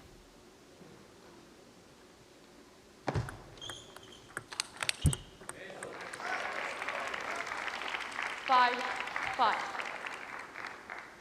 Gonzalez tying things back up.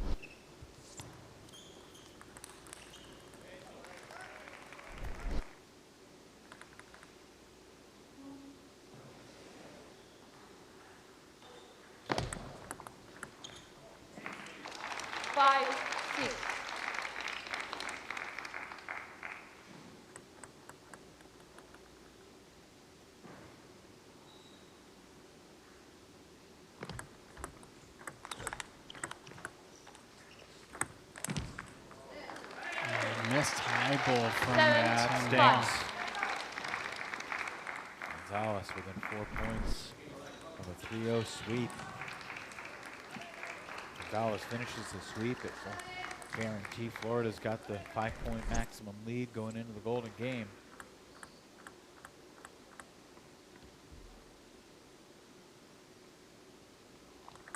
Let's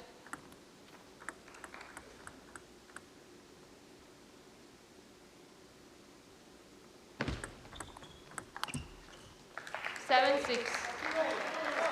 Something about matchups. I mean, Florida's had Chicago's number pretty much all season long, and that has not changed today.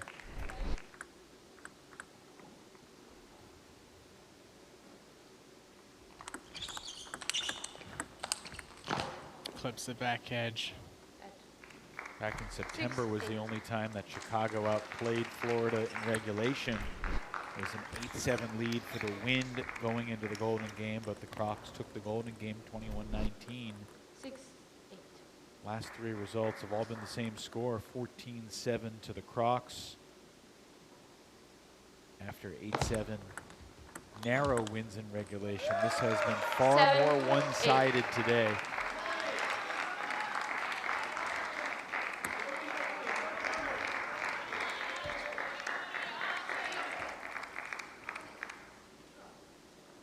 Wong still within striking distance to try to salvage a point here for his team.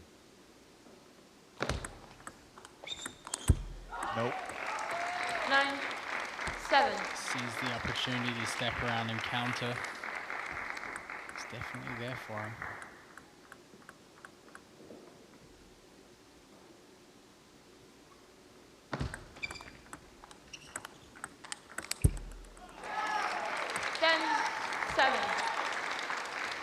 Gonzalez 1 point away from a 3-0 sweep here.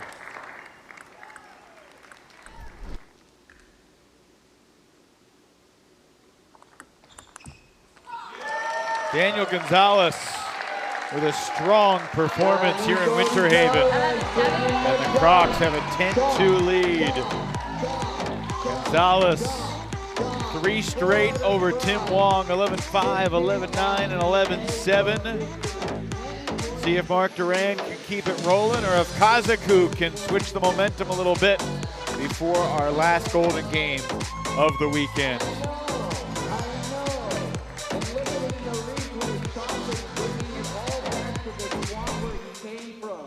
This swamp right here, I love it.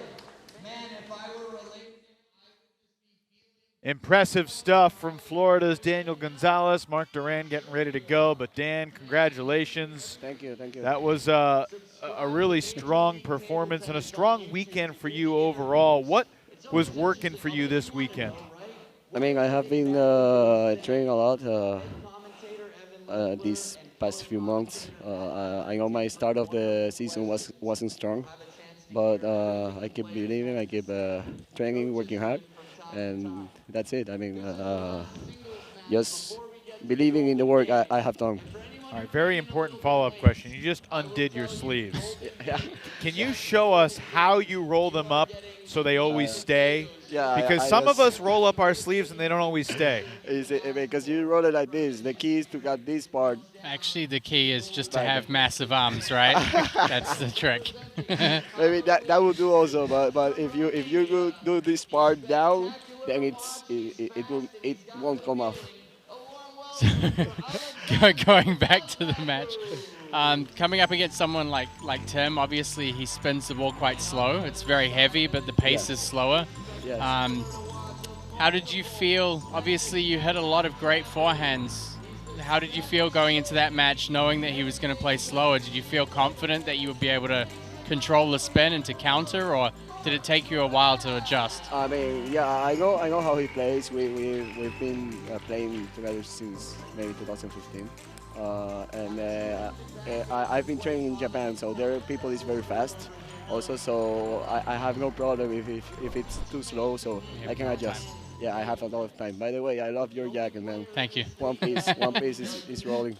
Before we let you go, you clearly have let the sleeves down. You'll relax for a little bit, but you got to stay mentally sharp for the Golden Game. What will you do between now and the Golden Game to be ready?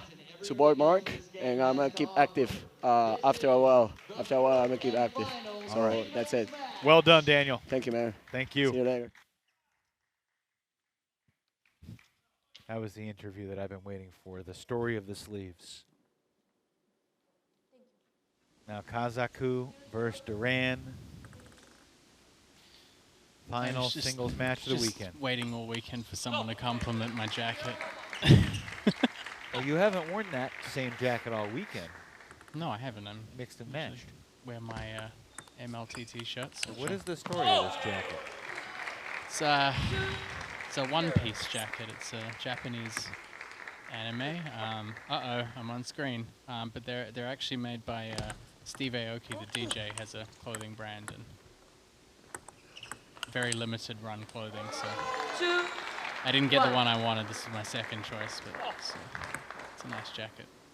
It is a nice jacket, and it's chilly in this venue today. Surprisingly, yeah. I honestly came to Florida thinking, do I really need to bring a jacket with me? I'm glad you did. I am glad.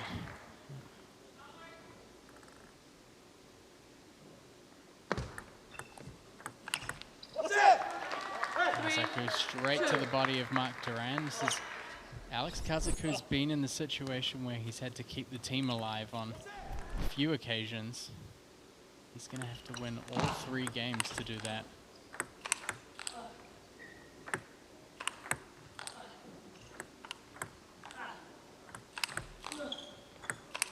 It's a great effort from Mark Duran. There he is. There he is.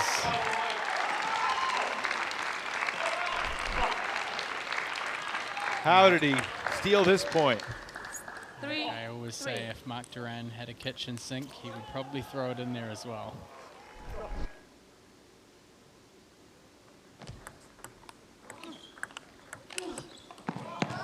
There is some confidence there.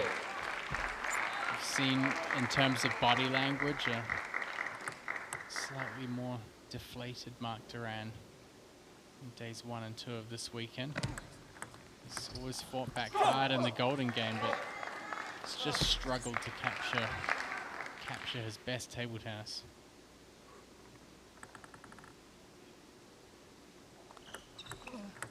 Go! 4-5.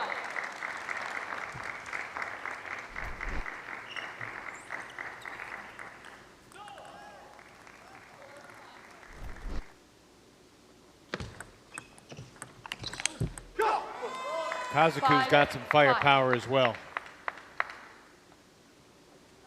One of the bigger hitters in the league, especially with that forehand. 35-year-old Romanian. 6-5.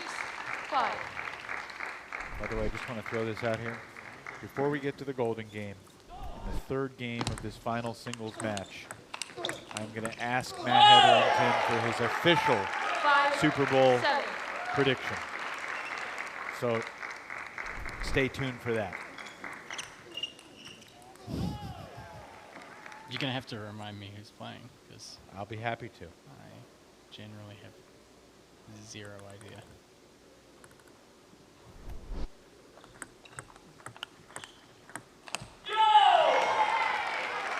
Five, eight.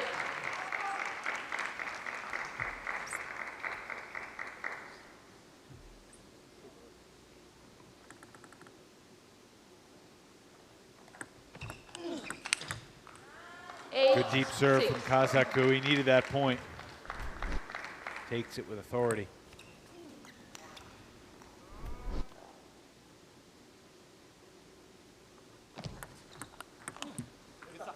Kaku back within 1.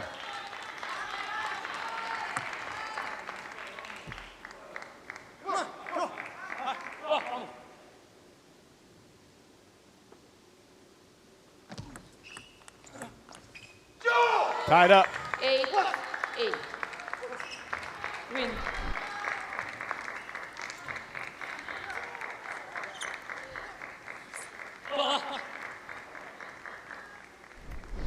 If you're Mark Duran, you cannot let the doubt seep in here.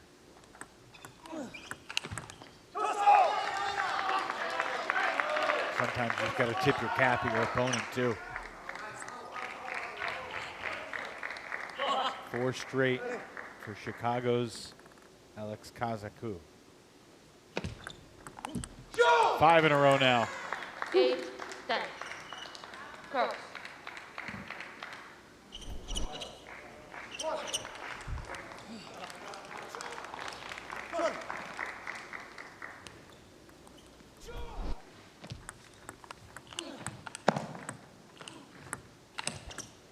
Wow. Alex Kaku putting on a show to close out that game with 6 consecutive points, each more impressive than the last. Duran really set him up for that round the net shot.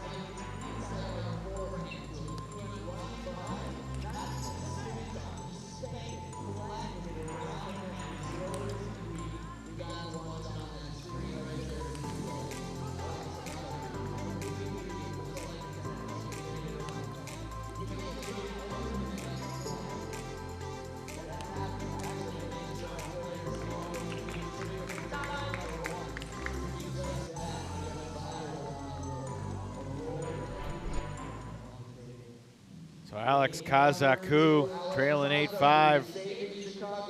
Storms back 6 consecutive points, including the around the net post forehand winner to take game 1.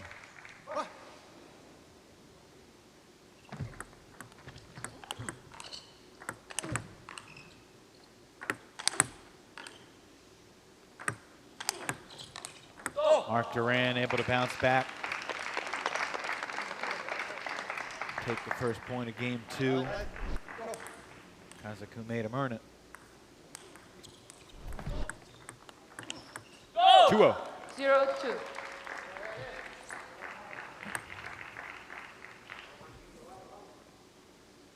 There is a world where Kaku can sweep this thing, and then all of a sudden Chicago is very much still alive with a golden game win to spoil Florida's weekend in a big way.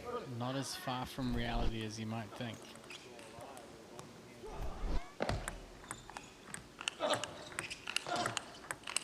If there's a man to do it, Kaku's the guy right now. I think style matchup wise, you put your biggest header against a player on the other team who plays most defensively.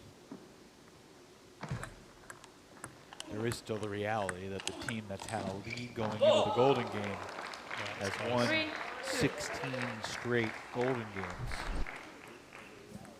which is not a coincidence at this point. No. 3-3. Tied 3-all now.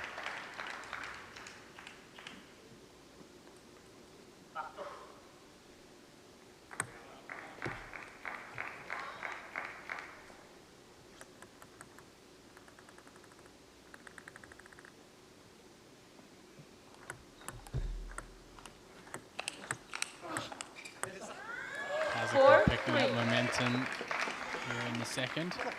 You'd forget to mention that I've trademarked your stats now.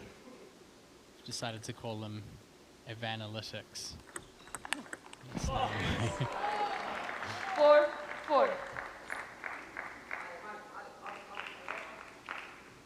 Teams with a 5-0 lead entering the Golden Game are 25-2.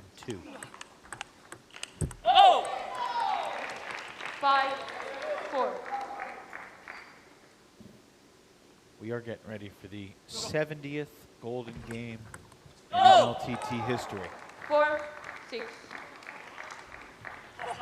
Teams entering with a lead are 54-15, including 16 wins in a row. 5-6.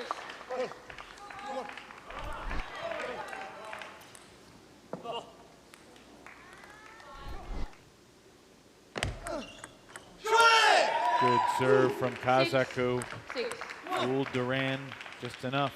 And we're tied 6 apiece.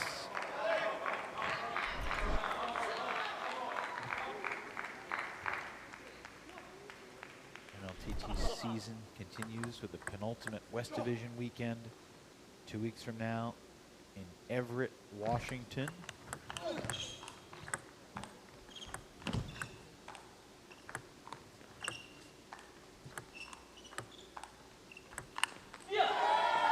Kaku overhits the last ball.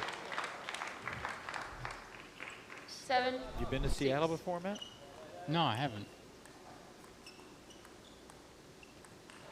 It is a lovely city. Is Everett close to Seattle? Or? It is close to Seattle. But But you know, you're not going to be staying at the Space Needle exactly.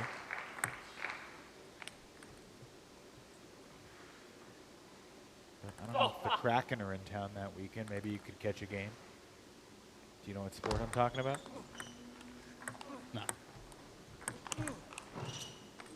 I've got cheat codes, so 6, I'm going to say 9.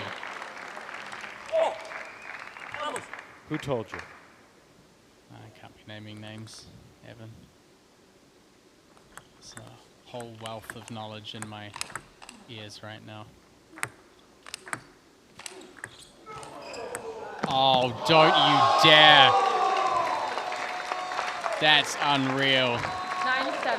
Fun point. As if Duran's shot wasn't insane enough. 360 on the lob from Duran. He just baseball bats away 9-7. the ball down the line, and Kaku. Unbelievable.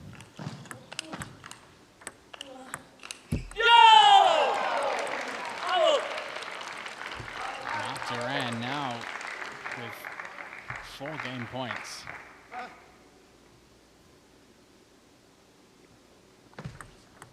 No! 11-7 for Duran in game 2. That clinches the win for Florida. They've got an 11-3 lead. Wow. The 6 points that'll be hanging in the balance in the Golden Game will be massive for the Crocs. So Florida's got the win, but they need the Golden Game too.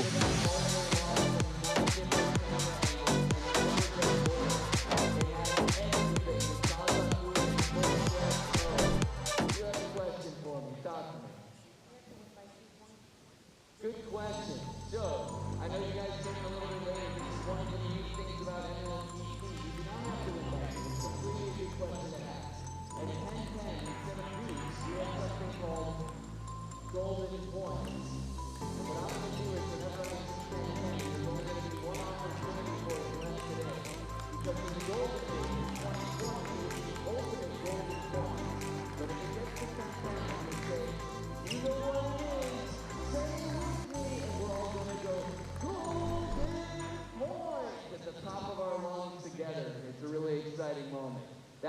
1 point will determine the winner of the very last singles Time. game. Right now, Florida Crocs have 11 points, but it's not win or lose because it's not knockout, it's round robin. 1 more point before So the Mark golden Duran game. This gets is the 1 point final for the singles Crocs. game. Third game. Responding to an 11-8 loss in Game 1 with an 11-7 victory in Game 2. Guaranteed win for the Crocs. Yeah, but it won't feel like a win if they don't win the gold in Game 2. And again, every point counts, including this one. 0-1. Duran just content to move around the table, just blocking. It's almost challenging Kazaku to try and hit high-powered shots on the table, many in a row.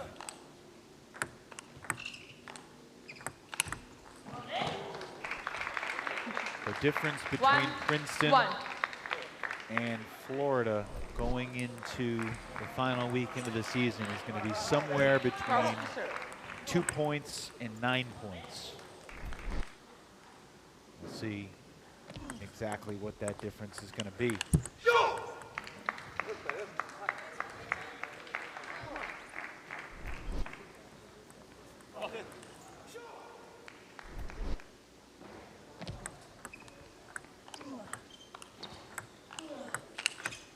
That's ridiculous. 3-1.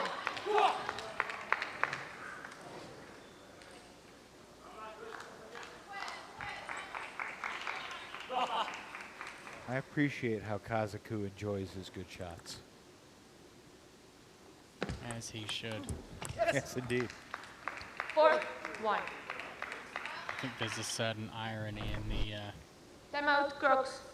the pose that Kazaku makes when he puts both his fists Timeout up. called Solo para Bicep que show.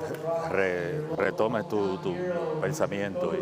It's the same ironic celebration we saw from Kai against Hubo Kazaku. un punto de suerte y otro muy buen jugado. O sea que no ha habido nada que tú hayas hecho fuera de lo normal, ni que él haya hecho fuera de lo normal. O sea que seguir jugando la misma estrategia. Acuerdo. Vamos. Vamos, vamos, vamos. Se puede, vamos. Sometimes it looks like heavy backspin and it's empty. It's dead. They like to keep the serve half long, right near the baseline for a second bounce if they can. Occasionally they'll change it up. Back from the timeout, here we go. Alex Kazaku to serve. 4-1. Kazaku battled against Enzo Angles here on Friday. Took a game off Enzo. Oh, Kazaku 5-1. fakes the ball out wide after a little short interaction during the net. Little switch ends. Friendly little tap on the arm there from Kazaku. 1-5.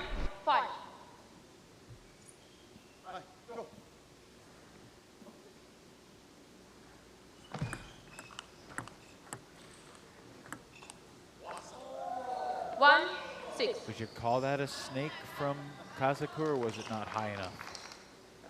Yeah, the height doesn't necessarily matter. It's more about that. It's kind of like an S-shaped Hitting it off action the ground. under the table where you can't really see, and then you have to try and figure out if the ball's going to bounce left or right. Is there a way to see the spin on the ball before it bounces? No, you kind of have to try and pinpoint what direction the racket's moving in when it hits the ball, even though you can't actually see the racket.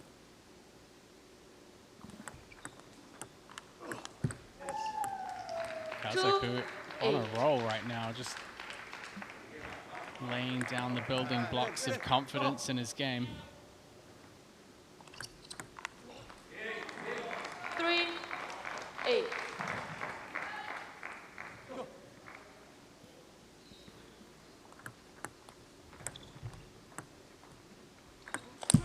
Oh my. There's a good example of one right there. 3. Quite a game for Alex Kazaku. He's pulled out a couple snakes and he's won both points.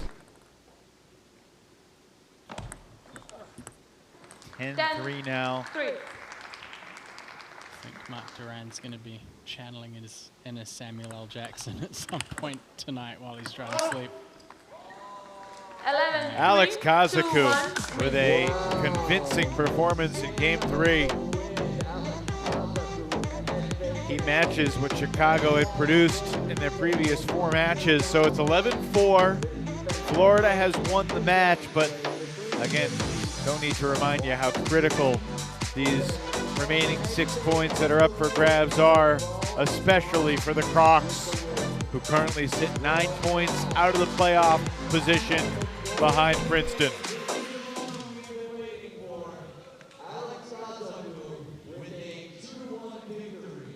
Can't say enough about what Daniel Gorak did today to set the tone for the Crocs. He got them off to such a fantastic start. He was responsible for 5 out of a possible 6 points with singles and doubles. And that's just not the production they've gotten from him recently. It makes a massive difference. Yeah, and we talked about that in the first match, about whether we thought him setting the tone would make a difference for this Crocs team, and it clearly has. Brossier locking in 2 points as well. He's been a consistent force for the Crocs, whether they've been doing well or not. As you indicated, Gorak back on the table in the doubles. Him and Matilda Ekholm looking pretty composed today. Speaking of composure, the guns were out for Daniel Gonzalez and his 3-0 sweep against Tim Wong. So, excellent performance from the Puerto Rican. And then we ended with an entertaining match with some of the best rallies of the weekend, including this one right here from Alex Kazaku, the no-look finish. That video is going to do the rounds online.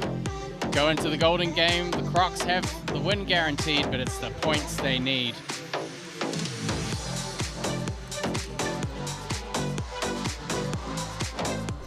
Let's determine the order with the commissioner of Major League Table Tennis, the one, the only, Flint Lane.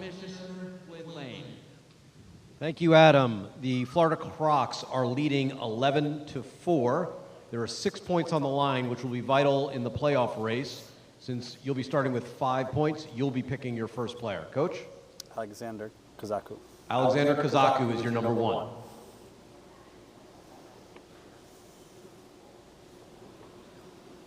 Mark Duran. Mark Duran is your 1. Your 2? Daniel Gorak. Daniel Gorak, your number 2. Coach? Sasha. Sasha Kanen is your 2, and your 3? Daniele. Daniele Pinto is your 3. Coach?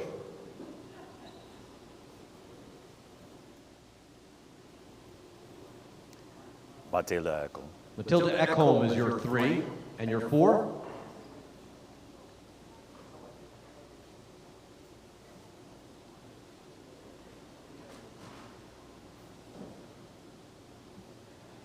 Daniel Gonzalez. Daniel Gonzalez is your 4.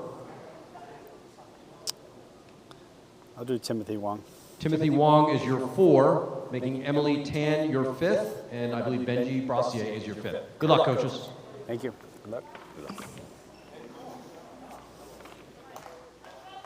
Well, certainly a curveball late from Frank Arias. Ekholm versus Pinto, Gonzalez versus Wong, Brossier versus Tan in the 3, 4, and 5 spots. We begin with a familiar matchup. It's what we just watched in that final singles match, with Kazaku winning 2 out of 3 games against Mark Duran. Kazaku takes the table, trailing by 5 points. He's got 3 points to try to carve into this deficit.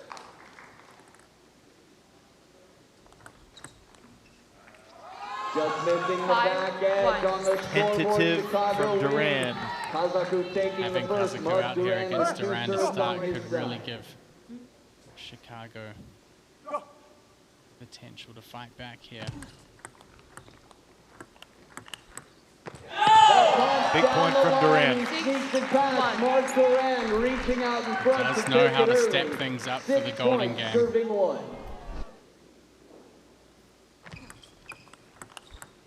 Oh, he gets the same play twice in a row. A replay in Alex real Kazaku time. can only Mark smile Duran and walk to the sneaking bench. Down the line. Does lightning strike twice in the same place? Gorak swept Hanen Coming 3 into the straight. arena, Sasha Got a Hanen combined to score serve to Daniel 33 to Gorak, 1 19. serving 7. Sasha serving, trailing by 6. Gorak. Crocs are liking that forehand corner of the Chicago wind. And Daniel Gorak now, 1 Gorak's serving 8. ability to come back to the table like he's been playing this whole time, just staying hot. Right on cue, off the net, and there, Hanen gets on the board in the golden game. 8 serving 2.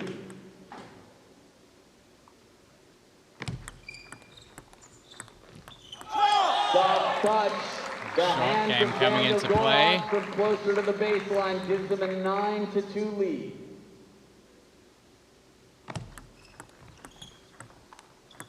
Oh, just ridiculous from Daniel Gorak. What a performance today. 10-2, the Florida Crocs racing ahead. And Now we get quite an interesting matchup here. It's between Matilda Ekholm and Daniele Pinto. They're both left-handed. Serve and receive is going to play an important role here for both of them. The Pinto powerful gets him with the forehand forehand. comes in and the counterattack attempted, but finds the net. 3 serving Pinto 10. came to the table trailing by 8. A golden sweep would cut the deficit in half. I'm not sure what happened on the serve there. He kind of staggered a little bit. I don't know if that was intentional or... In this moment, 10 serving 4.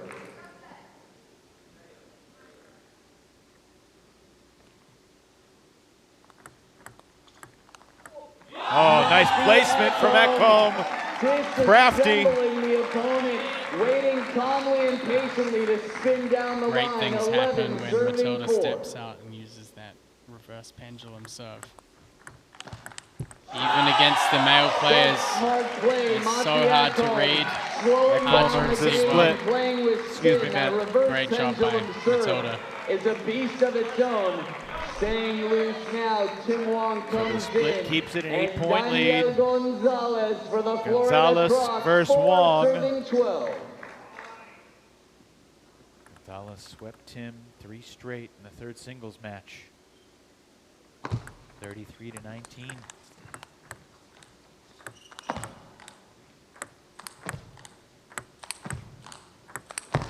Tim Wong just can't put that point away. On the receive from behind the table, fishing until he could counter. 4 serving 13.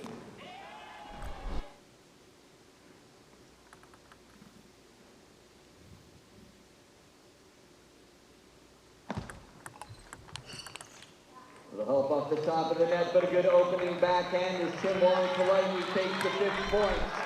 13 serving 5, Danny Gonzalez to serve. 2 serves here for Gonzalez. Brossier and Tan are up next.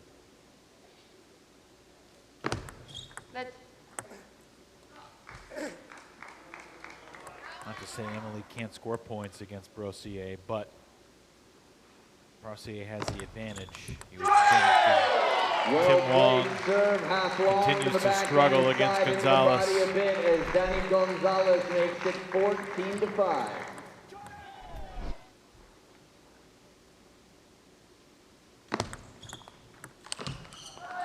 And Tim Wong with a good receive, leaving it near the baseline. 6 points now for Chicago Wind. Coming in for Chicago Wind, it is Emily Tan entering the arena. And Benji Brossier.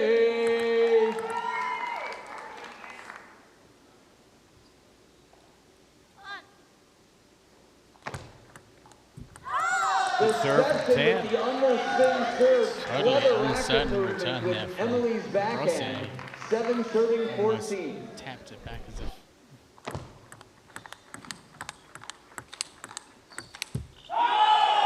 And Benji from behind deflects all the fast flat shots. 15 serving 7. The serves with Benji Brossier.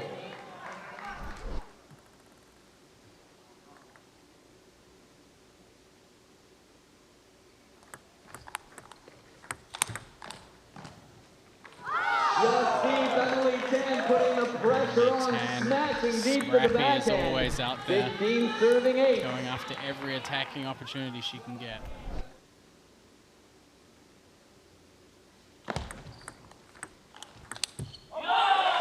So Hanen Brossier split, still an 8-point lead for Florida. Obviously, splits are not going to be enough for Chicago. Final 4 points of the weekend now for Alex Kazaku and Mark Duran. Duran took 2 out of 3 earlier in the Golden Game after Kazaku took 2 out of 3 games in their singles match. Be interesting to see if Kazaku guards his forehand more. Nope. Top edge of the racket, and it doesn't come to the other side. 9 serving 16. Perfect squares, and the serve with Kazaku.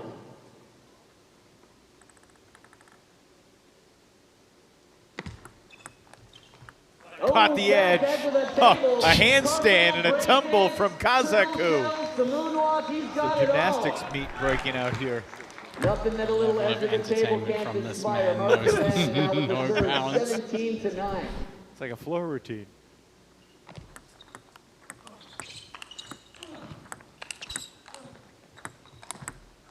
As wide as comedian. Too good from Kazaku. He's clearly been Chicago's MVP today, without a doubt. Got a lot of help.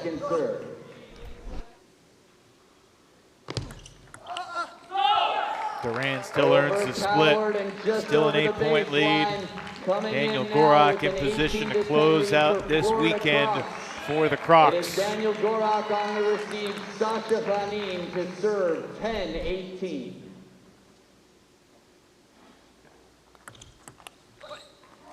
One step in the right direction. Florida closes this out. There'll be just a 3-point difference in the race for second place heading into the final weekend of the season between Princeton and Florida.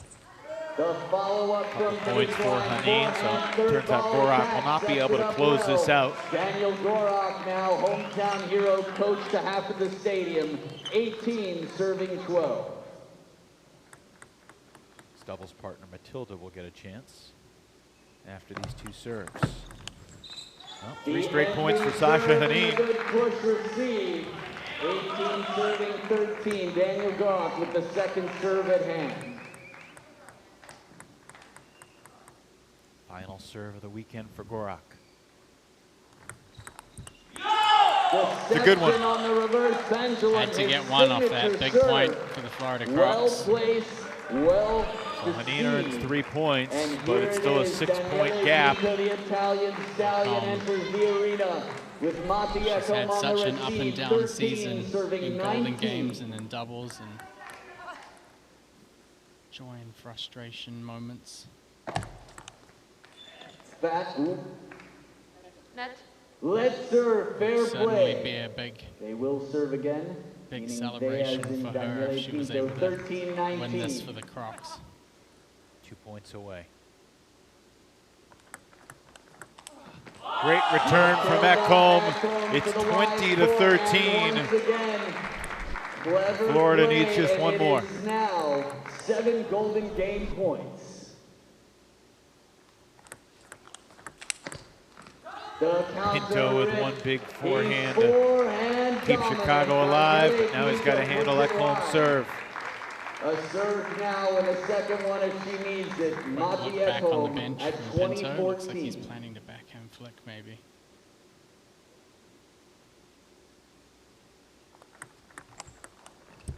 That works for Pinto. Top of the net and it stays on Ekholm with a Mati's sour side. look on her face. It'll be Wong and One more Gonzalez. serve for Mati Ekholm. Pinto can keep Chicago alive. Ekholm trying to win it right here. Oh, caught the edge. Chicago not done yet. Pinto looks like he committed to flicking the serve receive, and he did just that. Pinto takes 3 out of 4.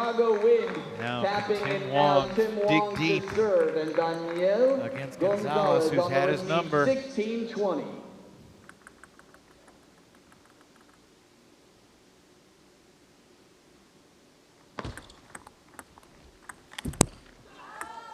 Into the net. Wonder if we'll get a timeout here from Frank Arias. No signal yet.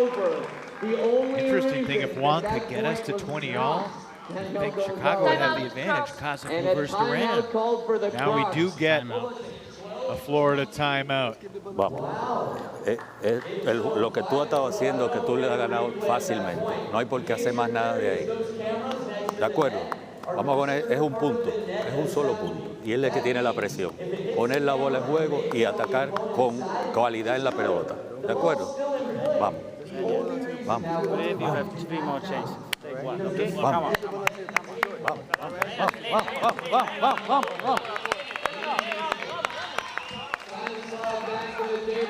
Gonzalez with 3 golden game points left.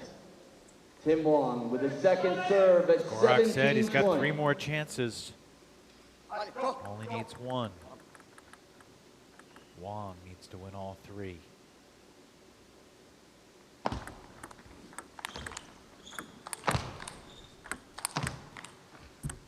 And Wong keeps Chicago alive again.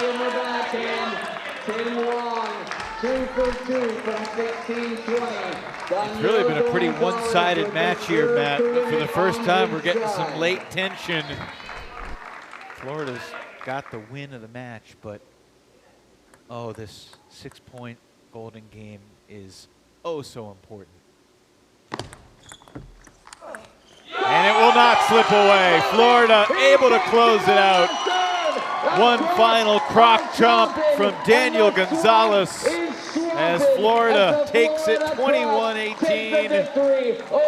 And the stage is set for an epic Final East weekend a month from now in Lawrenceville, New Jersey, where Florida and Princeton will each play 3 more regular season matches to determine who goes to championship weekend and who watches from afar. Florida Crocs right here in Winter Haven, Florida. 17-4 is the final score. Florida, after losses on Friday and Saturday, just like a month ago in Broward County, the Crocs figure out a way to get the job done on Sunday. Clutch table tennis from Daniel Gorak, and certainly Daniel Gonzalez as well had arguably his best weekend in MLTT. It's a solid team effort for the Florida Crocs today. Definitely the performance they were looking for and the one that they were hoping for. Table tennis. Follow on TikTok, Instagram, Facebook, and Twitter. Drive safely. There's no more chat sporting momentarily events to with watch Frank this weekend. Arias. All the table tennis is done, so go home, relax, sleep, and get ready for Seattle with MLTT. See you soon. Frank joins us. Quick thoughts on the match and the weekend, Frank. This was a big one for you. You get 17 points. You're within 3 points of the playoff race. I know it wasn't the strong weekend you were hoping for overall, but a sweet taste in your mouth as you leave? Of course, yes. Definitely we wanted it to be as close as possible to chasing Princeton in the place for the playoffs, and I think we accomplished it. It was a very tough match, but here we are. So just I think we are 3 points shy from them. So. Which Daniel do you want to talk about first, Daniel Gorak or Daniel Gonzalez? It's up to you. They both were absolutely great. How is Gorak different today than he's been in other matches recently in your eyes? I think a little bit of his confidence was back on today, and that makes a lot of difference when in those types of players. What will your message be to your team heading into the final weekend of the regular season, knowing that the season is on the line? Yeah, it's hard to.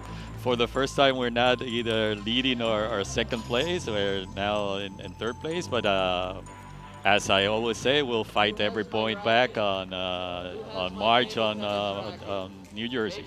You have a pick tonight, the 49ers or the Chiefs? Who you got? I have to go with the Chiefs because some of my coworkers are lives in Kansas. So. Well, sounds good. Enjoy the game. Enjoy a trip home, and look forward to seeing you in New Jersey. Thank you so Frank. much. Thank you so much. Thank you. Well done. Florida victorious behind Daniel Gorak and Daniel Gonzalez. I'm going to pop the headset back on Gonzalez here just for one final quick thought. Obviously, this was a critical match. You clinched the victory with what you did in singles, but you really needed that golden game too, and it came close to slipping away. What's going on in your mind on the bench? Is it went from 19 to 13 to 20 to 18 there? Yeah, it was pretty. I mean, the golden game itself, it was pretty open, but at the end it became close. Of course, the nerves were rampaging, so I just stick with the game plan that I had in my previous match against him, so it was okay. I know you were very pleased with your form this weekend. What will you do between now and next month to try to rise even higher? Well, I have a flight to take at 6 in the morning back to Japan. I'm going to the World Championships in Korea, and after keep training in Japan and some other tournaments there, Japan, Korea, and the Grand Smasher in Singapore, I think. I'm astonished with how table tennis players just go from one time zone to across the world. How do you manage that? I am very jet lagged right now. I mean, right now for me it's like 4:30 a.m. So I mean, of course the adrenaline and everything keeps me awake. But as soon as the adrenaline goes away, I'm be sleepy, very sleepy. Well, the jet lag was one heck of a drug for you this weekend. Oh, yeah. You did a great job. Yeah. Congratulations. Thank you very much. Look forward to seeing you in New Jersey, and best of luck in Korea. Thank you very much. We'll try to keep my form there. Yes, indeed. Thank you, Daniel. Thank you. Well, that'll wrap up this weekend in Winter Haven, Florida. You see the standings. Carolina comfortably in front. Chicago a clear number 4, but the race for the 2 spot, it's anyone's guess. Both teams 11-8. Obviously, Princeton's been better in singles. Florida's been better at doubles.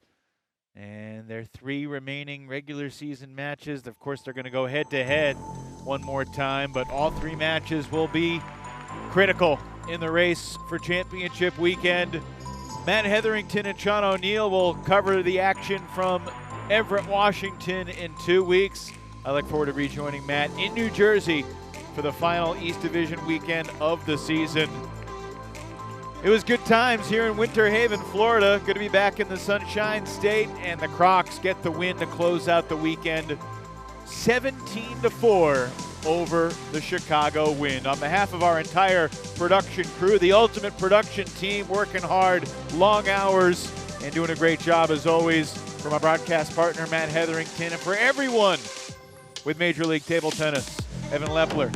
Privileged and honored to say so long and to wish you a very pleasant rest of your weekend. Enjoy the Super Bowl, enjoy your friends, enjoy your family, enjoy the table tennis, and we'll talk to you soon.